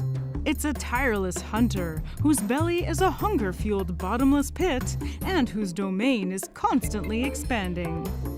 Or is it an adorable magical creature who has charmed the hearts of millions? This cutie has many faces, and they're all masked. This is the Raccoon Dog. Raccoon dogs are canids and are distantly related to dogs and wolves, though they're more closely related to foxes. They're the only members of the Nyctectorus genus, but within the genus, their taxonomy is a mess. They're found natively in Japan and continental East Asia. Some scientists believe that the Japanese raccoon dog, also known as tanuki, is its own species, while others say it's just a subspecies. Others yet again say that only some of the Japanese raccoon dogs are different enough to be considered a separate species. Of course, that doesn't really matter much to them. All they really care about is food, and who can blame them? These hungry creepos have the most varied diet of all canids. They pretty much will eat anything, from roots to fish to birds. They have a more well-balanced diet than me. And as a type 1 diabetic, I do pretty good. Rodents such as gerbils and voles are commonly taken throughout their range. In swampy areas, they eat turtles and poisonous frogs and protect themselves from the toxins by producing extra saliva to dilute the toxins. Yep, they drool themselves into being immune to poison. During the winter, they're able to supplement their diet with carrion and, weirdly, feces. Why's it always gotta be feces? This very diet might give them a bit of bad breath, but it helps them survive the cold winter months. Though they have more survival skills than just having a black hole for a mouth, these ninja-like cuties are masters of stealth. Raccoon dogs are nighttime specialists. Despite their abundance, they're most often seen after dusk. This protects the young from diurnal predators such as eagles and humans. Their eyes are well adapted to low light conditions, and their iconic black markings around their eyes help them reduce glare. This means that they're less likely to be blinded by bright sources of light. It's a tried and true technique that even soldiers and athletes use. And most importantly, it makes them look like furry doggy bandits.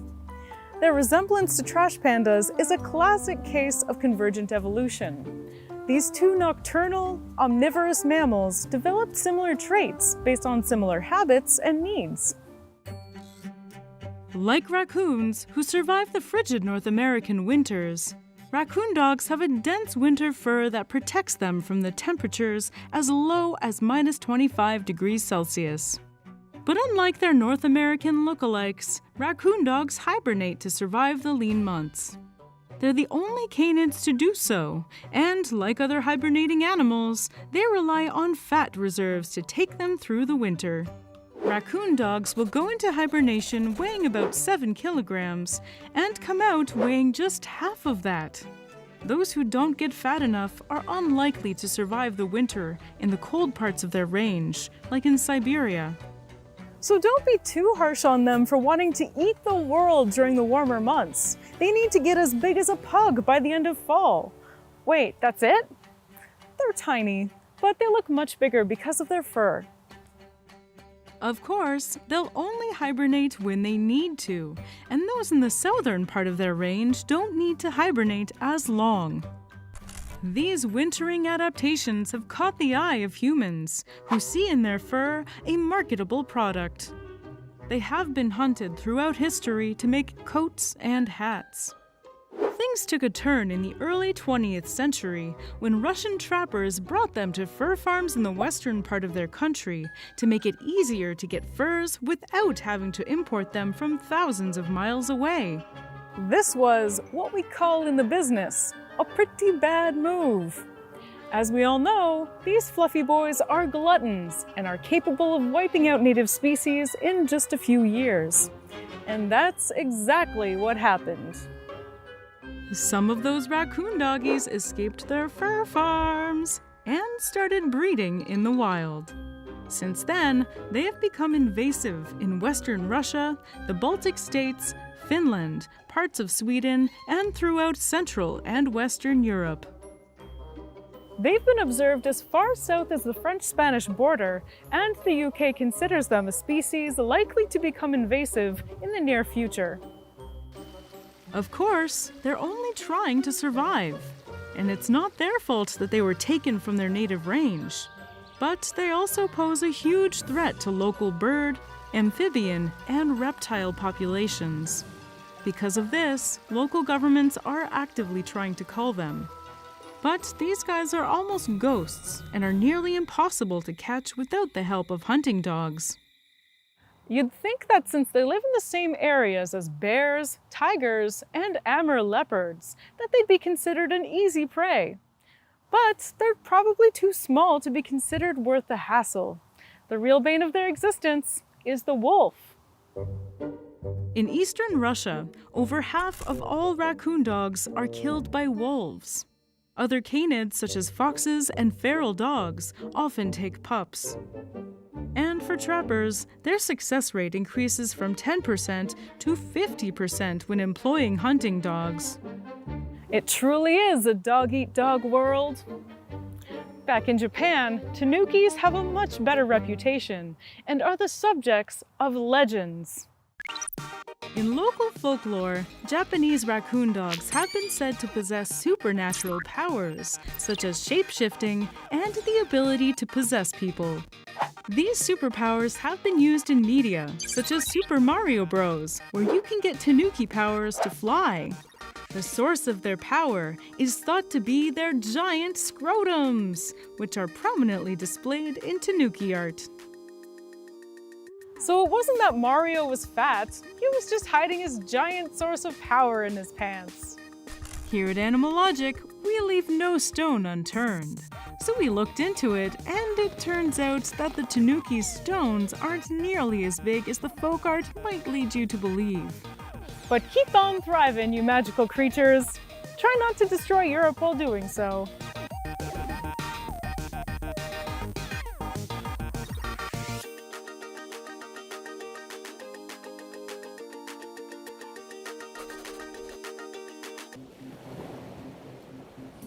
The dense jungles of South and Central America are home to a wide variety of predators.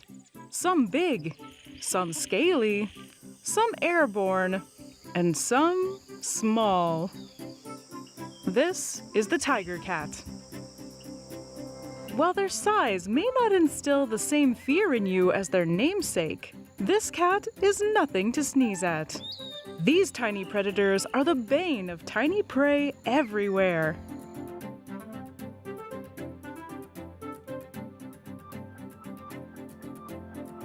The tiger cat, or oncilla, is the smallest member of their genus, Leopardus, weighing just 15% of the weight of their beefy cousins, the Ocelot. Recently, oncillas have been split into two separate species, the northern and southern tiger cat. The focus of this episode is the northern tiger cat. Though there are small pockets in Central America, the tiger cat is found primarily in South America, reaching as far south as Argentina.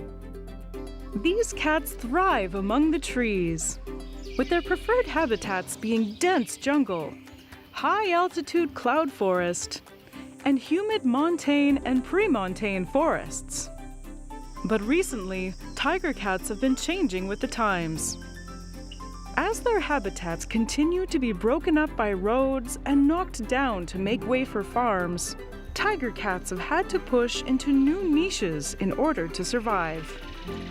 They can now be found in savannas and Brazil's thorny scrubland, the now aptly named Caatinga. These cats are highly adaptable. Unlike their larger cousins, the Margays, tiger cats aren't terribly arboreal, despite being good climbers. This has allowed them to conquer terrain that would be otherwise inhospitable to them. They do, however, still prefer a life adjacent to trees, as they offer good cover from predators and an easy escape route when necessary. Margays and tiger cats can be pretty hard to tell apart. Yes, tiger cats are smaller, but not by enough for their weight alone to distinguish them. There are three things that you can look at to check if it's a tiger cat. First is their eyes. Their eyes are further apart than a Margay's. The second is their ears. These are larger than their cousins. And finally, the tiger cat has a much pointier face than a Margay, with a narrower skull and snout. Their coats are covered in dark spots and rosettes, meant to help them blend in with the foliage in their habitat. Like most species of cats, tiger cats have false eye spots on the back of their ears. This is a form of self-mimicry, mimicking their own eyes in order to deter predators from sneaking up on them. Being such an elusive species, not much is known about what preys upon tiger cats. But one species that we know will hunt them is the ocelot. When threatened, tiger cats will arch their back, raise their hair, and bare their fangs. It makes for a bit of an awkward walk, but it is effective at making themselves look larger to ward off an attacker. Smaller than an average house cat, you might be able to guess what a tiger cat likes to eat. Birds and rats. Why is it always rats? These slender felines will take anything they can catch. And due to their diverse habitat, lizards are also on the menu. These cats are fast and have no problem chasing down even the nimblest of prey species. Stalking or ambushing, their kills are always the same. A bite to the back of the skull, severing the spinal cord, killing the prey instantly. When hunting birds, tiger cats will clean the bird of all their feathers prior to eating them. These cats are neat freaks. Unfortunately for tiger cats, the birds they often hunt are the easiest targets. Poultry. This is one of the reasons why they are listed as vulnerable species. They are targeted by poultry farmers in retaliation for killing their chickens. Retaliation killings continue to be a leading cause of death for the tiger cats. While the pelt trade for tiger cats has largely declined since its peak in the 70s and 80s, they continue to suffer from habitat fragmentation by roads, habitat destruction for agriculture, and collisions with vehicles. Another threat they face comes as a byproduct of humans trying to help. In protected areas meant to conserve wildlife populations, the much larger ocelot is a bit of a bully. Since they are larger and much more adaptable than tiger cats, the smaller cats are often forced into unprotected regions where they face the full brunt of humanity. Tiger cats need a large territory in order to thrive. With a range of up to 17 square kilometers, this often takes them through dangerous territory, like roads and farms. But tiger cats need to go where the food is. Their diet and behavior largely mirrors their prey. Since what they hunt is largely terrestrial and nocturnal, so are they. But in areas like the Caatinga, where their prey consists of diurnal lizards, tiger cats are much more active during the day. When they're not on the prowl, they'll be doing exactly what you'd expect. Grooming. Life.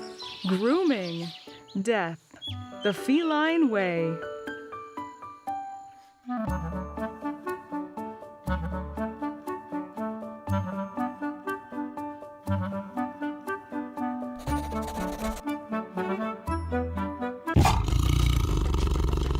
Deep in the forests of Tasmania lived a ferocious hunter. It ruled Australia and then disappeared. Some say it's still around, living in the shadows, waiting for a chance to return. This is the Thylacine.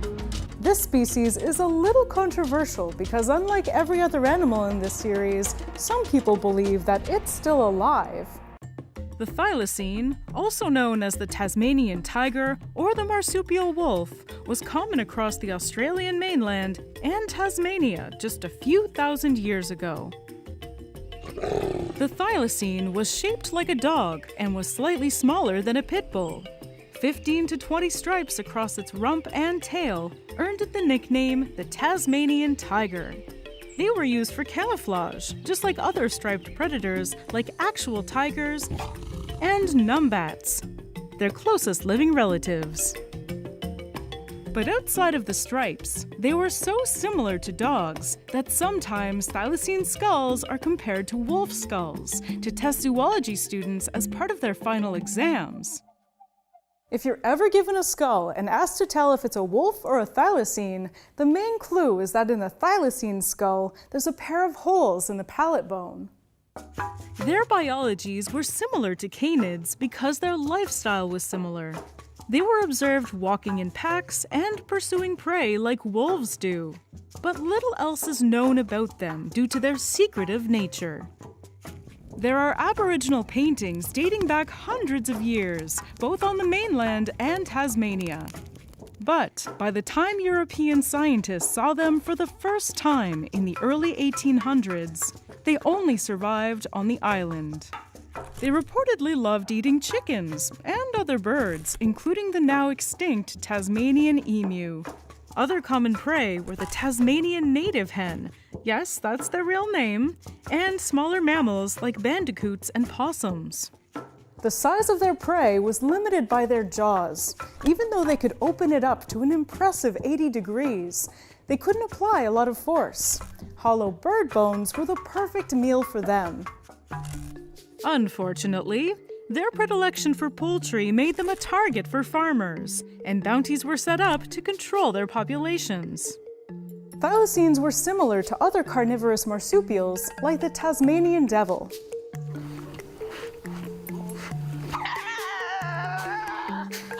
The joeys didn't venture out of the pouch until they were about 12 weeks, and were dependent on their moms until they were at least half their adult size. Litters usually had 2 to 4 joeys, limited by the mother's 4 teats, and were born year-round, though the winter seems to have been their preferred breeding season. Thylacines were unique among Australian marsupials because the males also had pouches.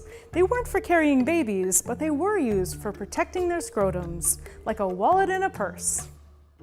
Babies would stick around until they were able to contribute to the hunt, and then eventually would disperse and find new terrains. Their life expectancy was similar to other carnivorous marsupials at just about 8 years. Unfortunately, their bird-eating ways were no match for the more generalist dingo, their biggest rivals. When those dogs entered the Australian mainland 4,000 years ago, it was the beginning of the end for the Thylacine. Dingoes are great hunters and can survive on a more varied diet. During times of scarcity, dingoes were a lot more resilient, and little by little, the Thylacine died out on the mainland. Only mummified specimens remain in the caves of the Nullarbor Plains. Other marsupial carnivores, like the Tasmanian devils, suffered a similar fate, and their last refuge is Tasmania, where there are no dingoes. This Tasmanian ecosystem for thylacines lasted for over 4,000 years, until another outsider entered the game: Europeans. Europeans hunted the Thylacine's prey, Tasmanian emus, to extinction. They started culls, put bounties on thylacines, and fragmented their habitat to the point that the Thylacine's survival was impossible. Additionally, the last populations were known to have a form of distemper, a viral infection that usually affects dogs. The virus might have sped up the decline of thylacine populations. In 1930, the last known wild thylacine was killed by a farmer. The last remaining individuals survived in zoos for a few years after that, but breeding them in captivity was very difficult, and they all slowly died out. The last known thylacine died in 1936.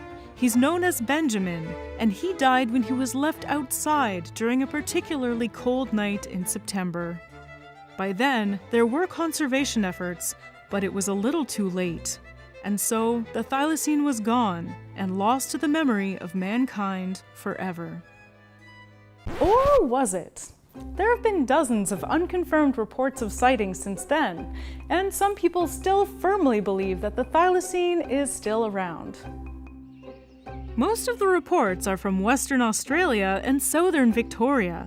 Several studies with trap cams have been done, but so far, no live thylacines have been found. There are even bounties on sightings, so if you're strapped for cash and want to go on a cryptozoology adventure, consider looking for thylacines. There's still a bit of hope, because researchers have found tracks and scat that could be from thylacines, but they don't know for sure. If thylacines are indeed extinct, then our last possible chance to see them is to clone them. It might be a long shot, but we have enough specimens that we've managed to sequence the complete thylacine genome. It's still very early, and we're still trying to figure out the ethical, technological, and ecological issues around cloning. But if it does happen, we could see the return of thylacines, as well as other recently extinct animals such as dodos and mammoths. But for now, all we have are museum and lab specimens, which are reminders of the amazing creatures we have lost recently, and a warning to preserve other species from going the way of the dodo and the thylacine. So let's appreciate what we have and continue to do all that we can to help our ecosystems.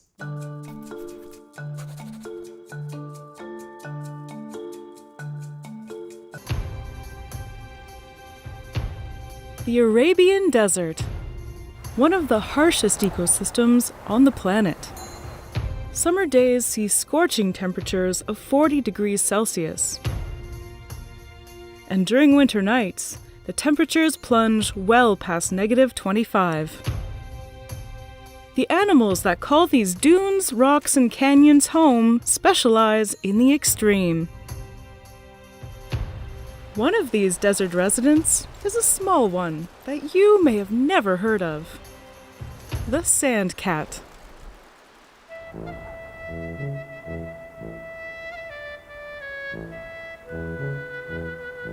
They may look like house cats, but these beige beauties are the only cat to live predominantly in the desert. And they're built to handle its extremes. On especially hot days, the sand can reach temperatures of 80 degrees Celsius, hot enough to burn a cat's feet. Sand cats, however, have long fur that covers their pads, protecting them from the hot Arabian sand. This comes with a secondary benefit. It allows them to leave almost no footprints, making it near impossible for predators to track them. But in the desert, heat is only half of the equation. With little water vapor in the air to trap warmth, at night, temperatures plunge into the freezing. Fortunately, sand cats have a thick coat that insulates their body from the cold, keeping them warm at night and cool during the day.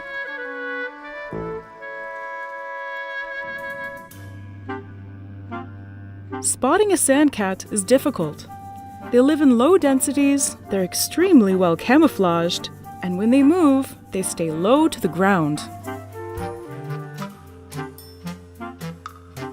Even when they run, they'll keep their bellies as close to the ground as possible. While they may look silly, they can still top 40 kilometers an hour.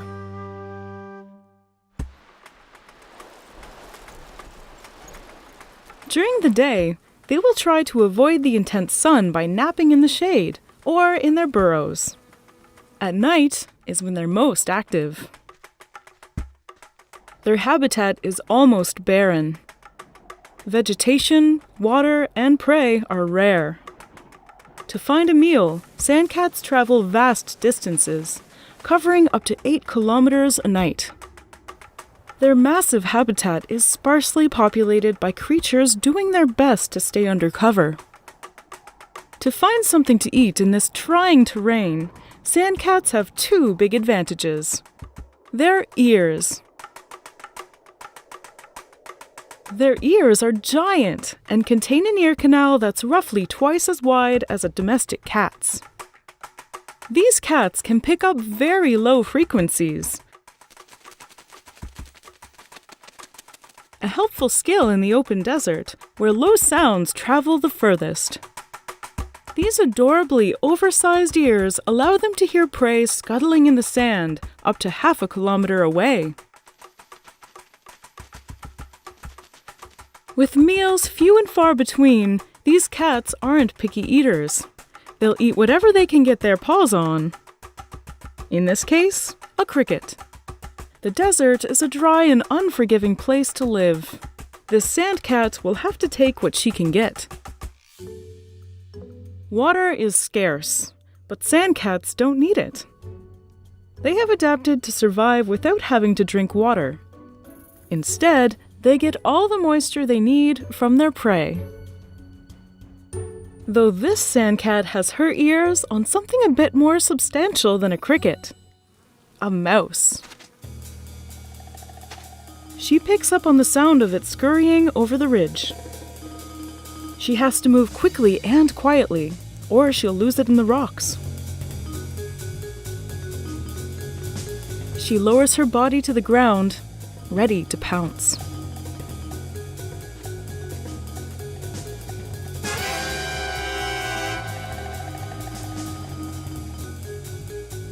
Lucky for her, the mouse didn't hear her coming. She swallows it whole and runs off into the night.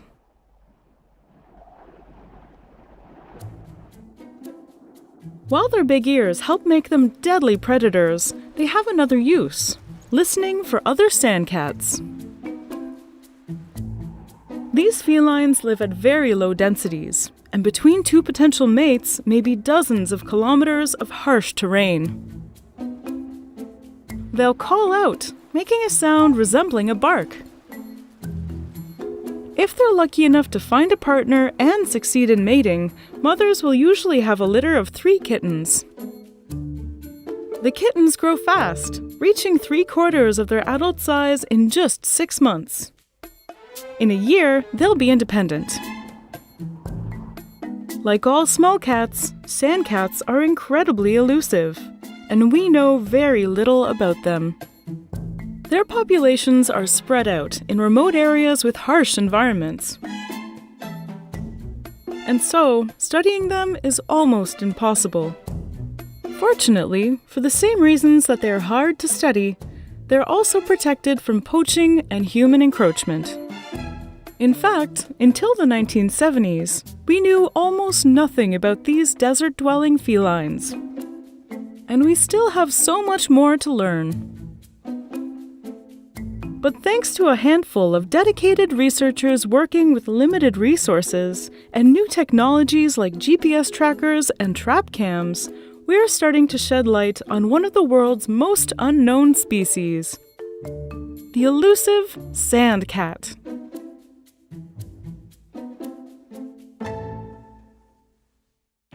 Towering over its contemporaries, this extinct pig-like buffalo-sized beast came equipped with sharp fangs and even sharper cheekbones. Its famed size and terrifying look earned it the nickname Hell Pig. But with fame comes controversy, and this creature has been caught up in it since its discovery. This is Daedon.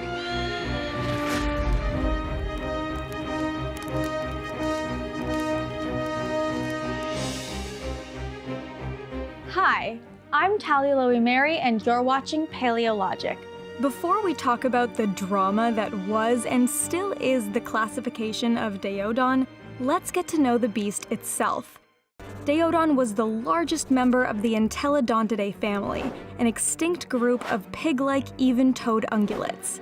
While entelodonts were pig-like, they aren't actually closely related to modern-day pigs.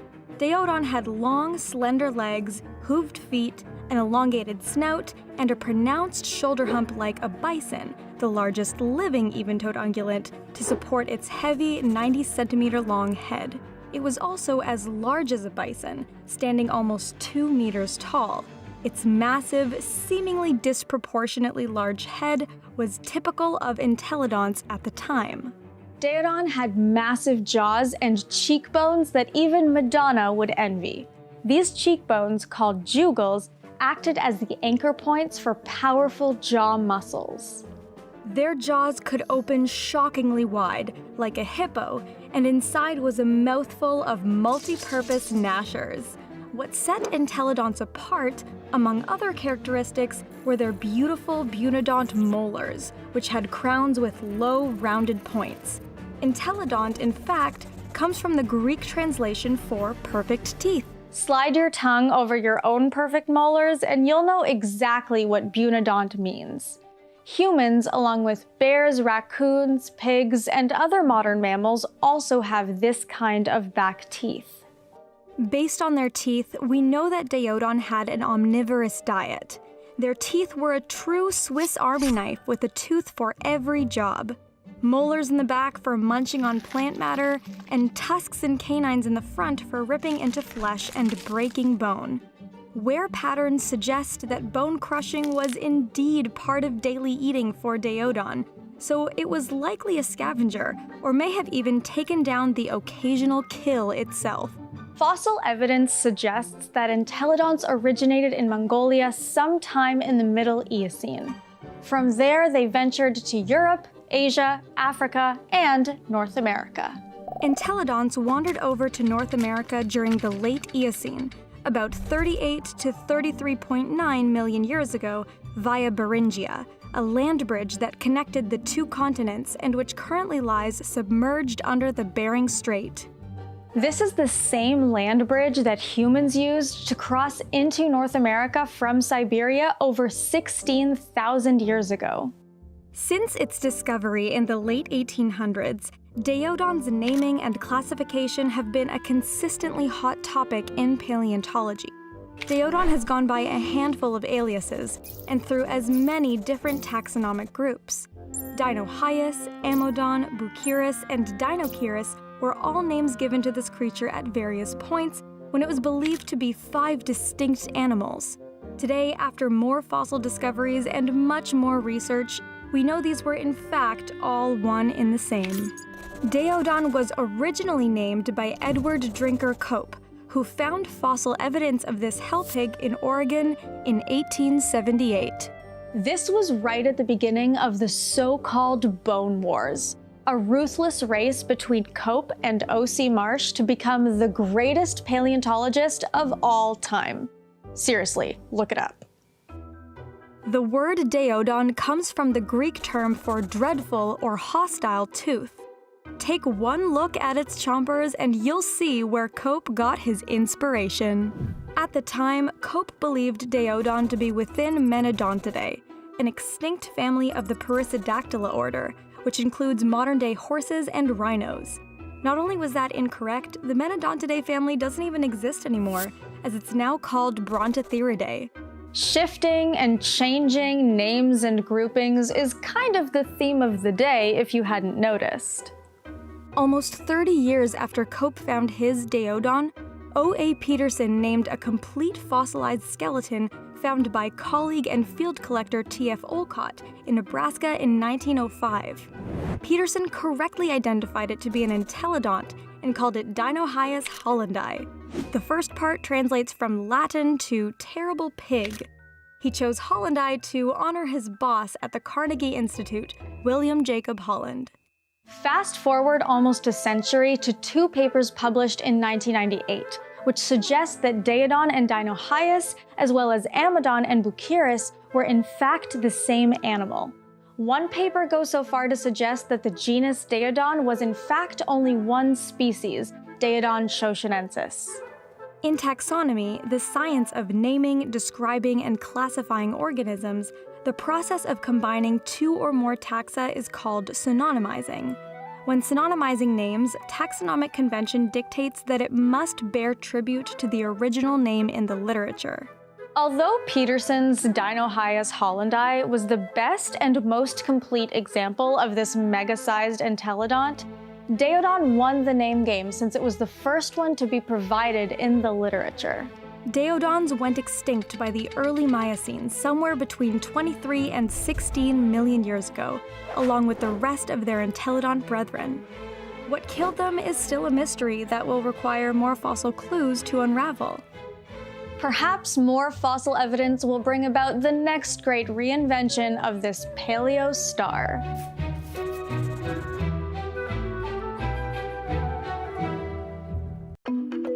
The African savanna. Characterized by tall grass and scattered trees, these sub-Saharan tropical grasslands are home to an unparalleled amount of wildlife. In this biome largely dominated by packs, one creature stands alone: the serval.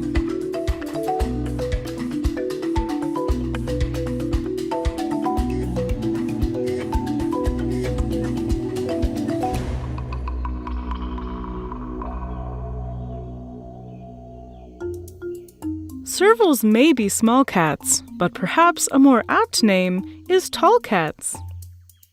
These graceful felines roam the savanna on the longest legs relative to body size of any feline. They're basically cats on stilts. While you may think that they have long legs for chasing prey through their vast territory, they are actually purpose-built for one thing: pouncing. These cats can leap 2 meters directly into the air to catch birds mid-flight, and 4 meters forward to pounce on unsuspecting rodents. Unlike many other cat species, servals are pure ambush hunters. They will stay perfectly still for up to 15 minutes, blending into the tall grass with their spotted pattern, waiting for prey to scurry along. These cats are perfectly adapted to their environment. In the open grasslands, their prey can't escape into the trees, where their pounces would be less effective. In addition to their spring-loaded legs, they have another key adaptation for hunting prey: their giant ears. Their ears are huge and can move independently of one another, swiveling up to 180 degrees to pinpoint the exact location of their next meal. Their hearing is very sensitive and can precisely pick up the faint, high-pitched sounds of rodents walking in the nearby grass. Their hearing is so accurate that they rely on it almost exclusively when hunting. This serval has her ears to the ground. A few meters off, she hears something. A rat. It's scurrying through the grass, unaware of the camouflaged cat.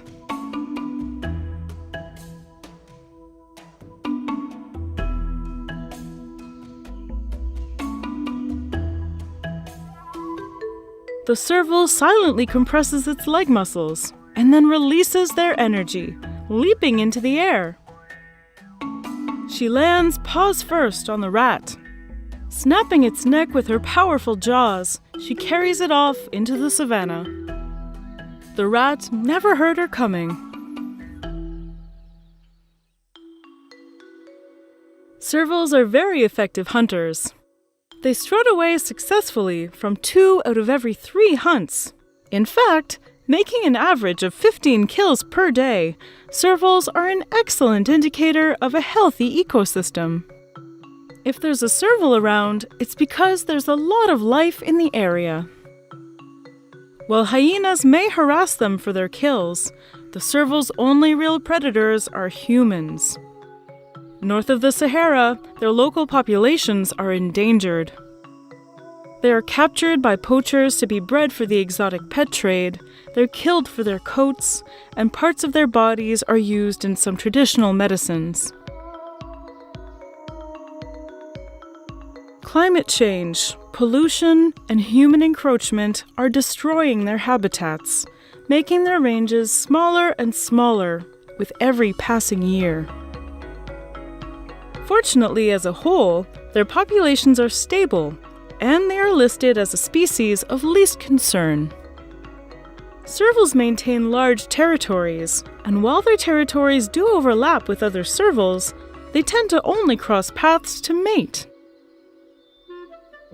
Males are non-confrontational and prefer to avoid each other rather than challenge each other for mating rights. Females are only fertile for about a week out of every year, so they have to make it count. If successful, females will gestate for 3 months before having a litter of 2 or 3 kittens. They're born underdeveloped, but by 6 months of age, the cubs are big enough to start pouncing on prey for themselves. Much like house cats, servals are known to play with their catches, allowing them to escape before pouncing on them all over again.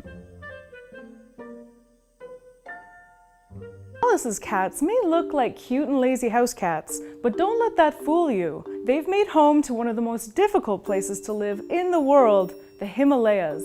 Pallas cats, or manul, are a species of small cat found in the Eurasian steppes, living everywhere from the Mongolian deserts to the Himalayas. They are the only living members of the Autocolobus genus, and their closest living relatives are leopard cats, with their last common ancestor living just under 6 million years ago. A common question asked about Pallas cats is, can I own one? The answer is, as always, no. And while Pallas cats may resemble domestic cats, their last common ancestor lived 6.2 million years ago. They get their name from the German naturalist who first formally described them, Peter Simon Pallas, though their scientific name, Autocolobus manul, has a much more interesting meaning. Autocolobus means ugly-eared, an assessment that I can't say I entirely agree with. Their so-called ugly ears do serve a purpose though, hiding. Unlike most other cats, which have big, pointed ears, Pallas cat's ears are short and round. This comes in handy when you spend most of your day hiding from both predators and prey, as pointy ears would be all too conspicuous. Living in the steppes, their coats are also designed to blend in. In the winter, their fur is more gray, and in the summer, it becomes more of an orange-brown. Can you find the Pallas cat? Oh, it's right there. Pallas cats have been called the most expressive cats in the world. And while part of that reputation may come from their snaggly teeth, the main reason for their seemingly expressive faces is another feature that is different from other small cats: their pupils. If you look closely, you'll notice that unlike other species of small cat, Pallas cats don't have vertical slits for pupils, and instead have round ones, just like us. This gives them somewhat of a more human look, and is probably why people on the internet call them their spirit animal. I guess they kinda sometimes do look like they also don't like Mondays. If anything, this makes them the Garfield of wild cats. But Pallas cats don't have round pupils so that reputable news sites can put together listicles about the 14 times Pallas cats threw more shade than Beyonce. They have them for hunting. Generally speaking, most cats with vertical pupils are ambush hunters. With vertical pupils, cats can control the amount of light that enters their eye because they can expand their pupils 300-fold, compared to round pupils which can only expand about 15-fold. Vertical pupils provide excellent vision along the y-axis and very good depth perception, two things key to ambush predators. They also tend to be found on smaller animals. Domestic cats have vertical pupils, but lions and tigers don't. This is due to how light enters the vertical pupil. When the vertical pupils are closer to the ground, there is less blur in their vision, and the sharper the predator's vision, the more likely they are to nab dinner. But here's where it gets weird. Cats with circular pupils are foragers, meaning they chase their prey. But Pallas cats are ambush hunters, yet don't have the vertical slit pupils found on their relatives. We're not entirely sure why Pallas cats have round pupils, but the leading theory is that since Pallas cats' territory is so much more varied than other small cats, ranging from deserts to plains to mountains, they need the better overall vision that round pupils provide for finding prey at different elevations and for keeping an eye on their predators, like eagles. Pallas cats are diurnal predators, meaning that they're active during the day. When hunting, they feed primarily on rodents, like gerbils and pikas, with the occasional small bird or young marmot thrown in the mix. Their prey of choice, though, is the pika. They're the largest animal they can consistently catch, and it's much more efficient to catch one large prey than a couple small ones. Pallas cats aren't fantastic runners, perhaps due to the difficult terrain they live in, and are much better at pouncing on prey as they exit their dens. Pallas cats may look like they're fat cats, but it's all fluff. Despite appearances, they are quite small, with the largest weighing around 4.5 kilos, about the weight of an average domestic cat. Their poofy fur coat is to keep them warm in the extreme temperatures that they live in, and their fur is actually the densest fur of any cat in the world. Due to the extreme temperatures that they live in, estrus, or the period in which the female is fertile, lasts a mind-numbing 1 to 2 days a year. Move over, pandas! We have a new worst at reproducing species entering the arena. Pallas cats live in very low densities, with only 4 to 8 cats per 100 square kilometers. That would be like if you were here in Toronto, there would only be about 25 to 50 people in the entire city. Would be nice. Since their ranges are so huge, and since they are so solitary, it makes it incredibly difficult for them to find a mate in this limited time window. If they do, their gestation period is 10 to 11 weeks. After which, Mom will make a den, lining it with fur, feathers, and leaves to protect the kitties from the extreme temperatures. The kittens weigh only 100 grams when born and are quite possibly the cutest things I've ever seen. Pallas cats are very difficult to find, let alone study in the wild. Their territory is huge, they're very good at hiding, and their numbers are small. Yet despite this, poachers still manage to catch them to sell their fur and guts for use in traditional medicine. Pallas cats are near threatened, and every year life gets a little harder as we develop into their habitat and drive out their prey. Something as docile as herding can be a big problem for Pallas cats, as herders need dogs, which kill a lot of Pallas cats and their prey. It's a hard problem that's difficult to solve, but the first step is getting the word out. This is one of the most important animals in human history. Out of the steppes of Africa, we revere their descendants as kings of the internet. No, we're not talking about lions. We're talking about the felines that domesticated themselves to become our purry companions. The African wildcat. African wildcats are small cats in the Felis genus.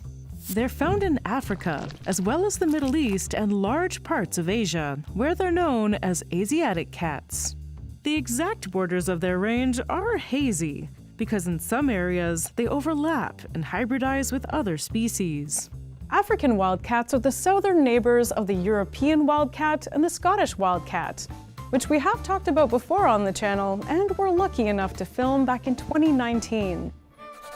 Like other European wildcats, Highland tigers are stockier and about 50% larger than a domestic cat. They're very quiet and can easily hide in burrows and under vegetation. They usually have a tabby pattern coat, which helps them camouflage in tall grass. Their coats blend in with vegetation in their prey's eyes. Even us with triconal vision have a hard time spotting them in the wild. This is particularly helpful for their kittens, which are born defenseless. While they may be geographically closer to the Eurocats, the African wildcat is more closely related to the insanely rare Chinese mountain cat, which can only be found on the northeastern edge of the Tibetan Plateau. If I ever got to see a Chinese mountain cat, I would literally die. African wildcats are slightly larger than your average domestic cat, but about the size of a Bengal. This is my Bengal Nebula for you to get an idea for how big they are. And loud. Nebs is real loud. So far, they seem like fairly standard small cats. But their true claim to fame is being the ancestor to every domestic cat in the world. No big deal. The African wildcat are to domestic cats what wolves are to dogs. This sturdy wild hunter got domesticated 10,000 years ago in the Middle East. And ever since then, their litter-trained descendants have been following us wherever we go, begging for scraps and getting their little claws into everything. The domestication of the African wildcat happened at a crucial time, when people were abandoning their hunter-gatherer ways and turning to agriculture for a more reliable source of food. These delicious carbs attracted grain-eating rodents and birds, which in turn attracted African wildcats. In the wild, African wildcats eat rodents, hares, lizards, medium-sized birds like francolins, and even newborn antelopes. Those are the same animals that would be considered pests by early farmers, and the reason that some African wildcats basically domesticated themselves. Being around humans means easy access to their natural prey, as well as shelter. When your cat acts weird and hides in boxes or climbs to high locations for seemingly no reason, it's all a sort of evolutionary flashback. In the African wildcat's natural habitat of deserts, grasslands, and savannas, there aren't a lot of places to hide, and predators are always on the lookout. They're not big enough to be prey for lions, and it would be a bit weird to see a cat eat another cat. But martial and golden eagles, jackals, and pythons often prey upon the African wildcat. The domestic cat's reported fear of cucumbers seems to be an evolutionary aversion to snakes that arose from their days on the African savanna. Their rivalry with domestic dogs started over 1 million years ago, and to this day, canids are still one of their chief threats. Their coat is similar to those of other wildcats.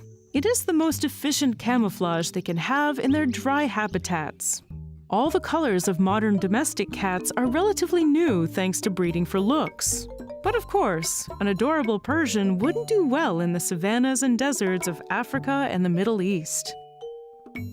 Wildcats have to be discreet and approach their prey quietly before pouncing.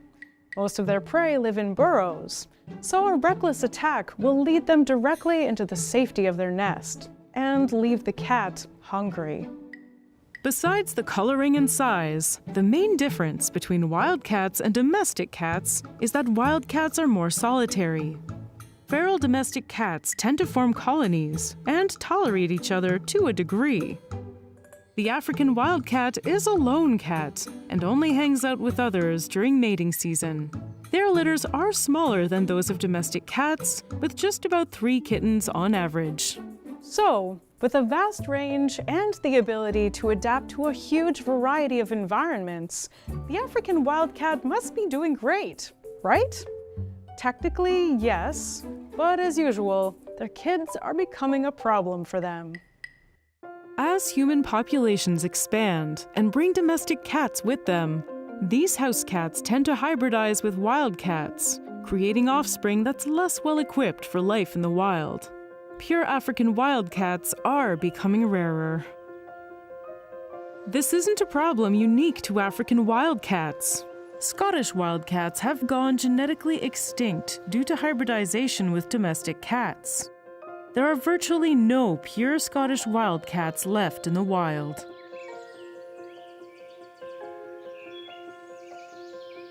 On top of causing a degradation in genetic integrity, domestic cats can introduce diseases to wild populations. There is not a lot that can be done beyond sterilizing domestic cats, but this is both expensive and time-consuming, and simply not a priority for local governments. But if their numbers dip below a certain number, scientists can enlist domestic cats to help their ancestors. House cat females have been proven to be effective surrogate mothers for African wildcats. A fertilized African wildcat egg can be implanted into the uterus of a domestic cat. It's a complicated process, but it's one that might eventually save this and other small cat species. Hopefully, we'll never get to a point where this is necessary for the African wildcat.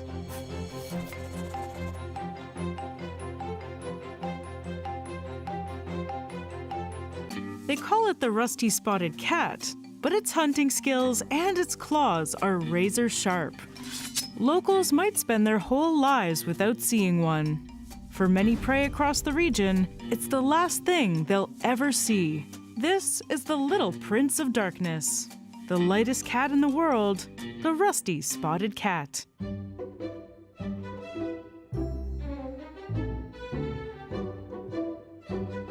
Hi, I'm Danielle Dufault, and you're watching Animalogic. The rusty-spotted cat is the smallest cat species in the world. They're so small and graceful that they've been called the hummingbirds of cats. But they're also so rare and beautiful that you could call them the fairies of the feline world. Rusty-spotted cats are so tiny and so good at hiding that they rarely get spotted, even though they have a gigantic range throughout South Asia. They live south of the Himalayas from Nepal to Sri Lanka, and the vast forests of India are home to the majority of their population. There are an estimated 10,000 of these tiny cats in the wild, but very little is known about them, and that's for a couple of reasons. First of all is their size. They're slightly shorter than an average house cat, but they're also much leaner. In fact, they're the lightest cats in the world. Adult male rusty-spotted cats weigh just about 1.5 kilos, while a domestic tomcat can be 4 times heavier. They're so tiny that, at birth, they weigh less than a chicken egg. Their title of world's smallest cat is somewhat in dispute, as while they are the lightest cat in the world, the guinia of South America and the black-footed cat of Southern Africa are both shorter than the rusty-spotted cat. So it depends on how you define smallest. But despite their size, they are lethal predators with incredible speed and agility. 19th century naturalists who kept them captive commented on their climbing skills and amazing ability to catch squirrels in trees. While squirrels and birds' nests are an option, the rusty-spotted cat's favorite prey are frogs, lizards, and small mammals. In the forest, it's easy to sneak up on unsuspecting prey, but in the open grassland, it requires both stealth and speed. This male uses cover of darkness to look for its next meal. It quietly makes its way into open grassland, where its prey is easier to spot. Finally, it sees something delicious, a gerbil. The cat needs to get closer before it pounces, and luckily for him, a small ditch provides cover.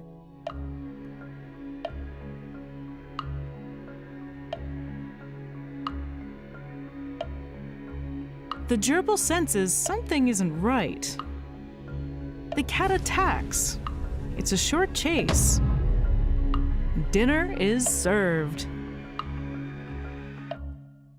Beside their ninja-like combination of speed and stealth, they have a level of self-confidence that I can only aspire to.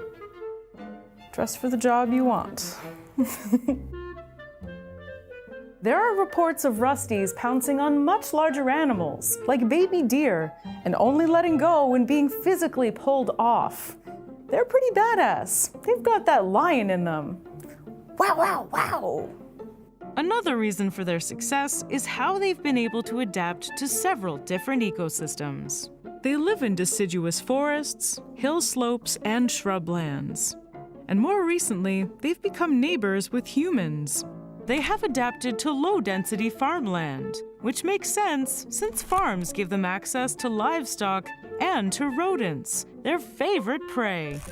Farmland also provides good denning spots for moms, who will feed and protect her kittens until they're old enough to catch meals for themselves.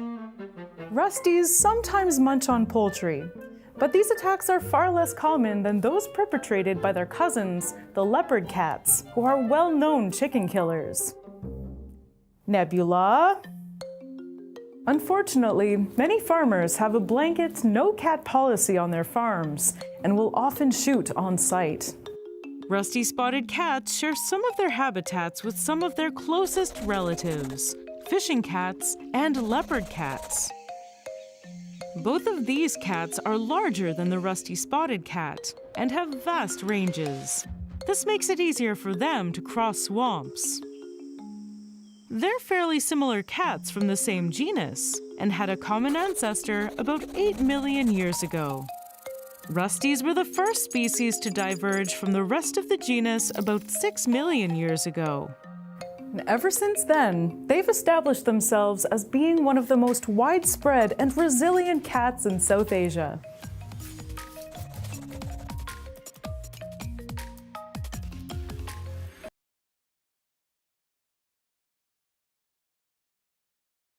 Leopards are the world's most versatile and stealthiest hunters.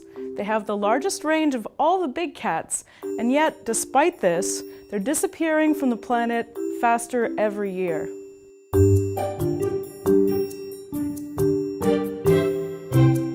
Hi, I'm Danielle Dufault, and you're watching Animalogic. First things first, panthers are not a specific species, but rather an umbrella term for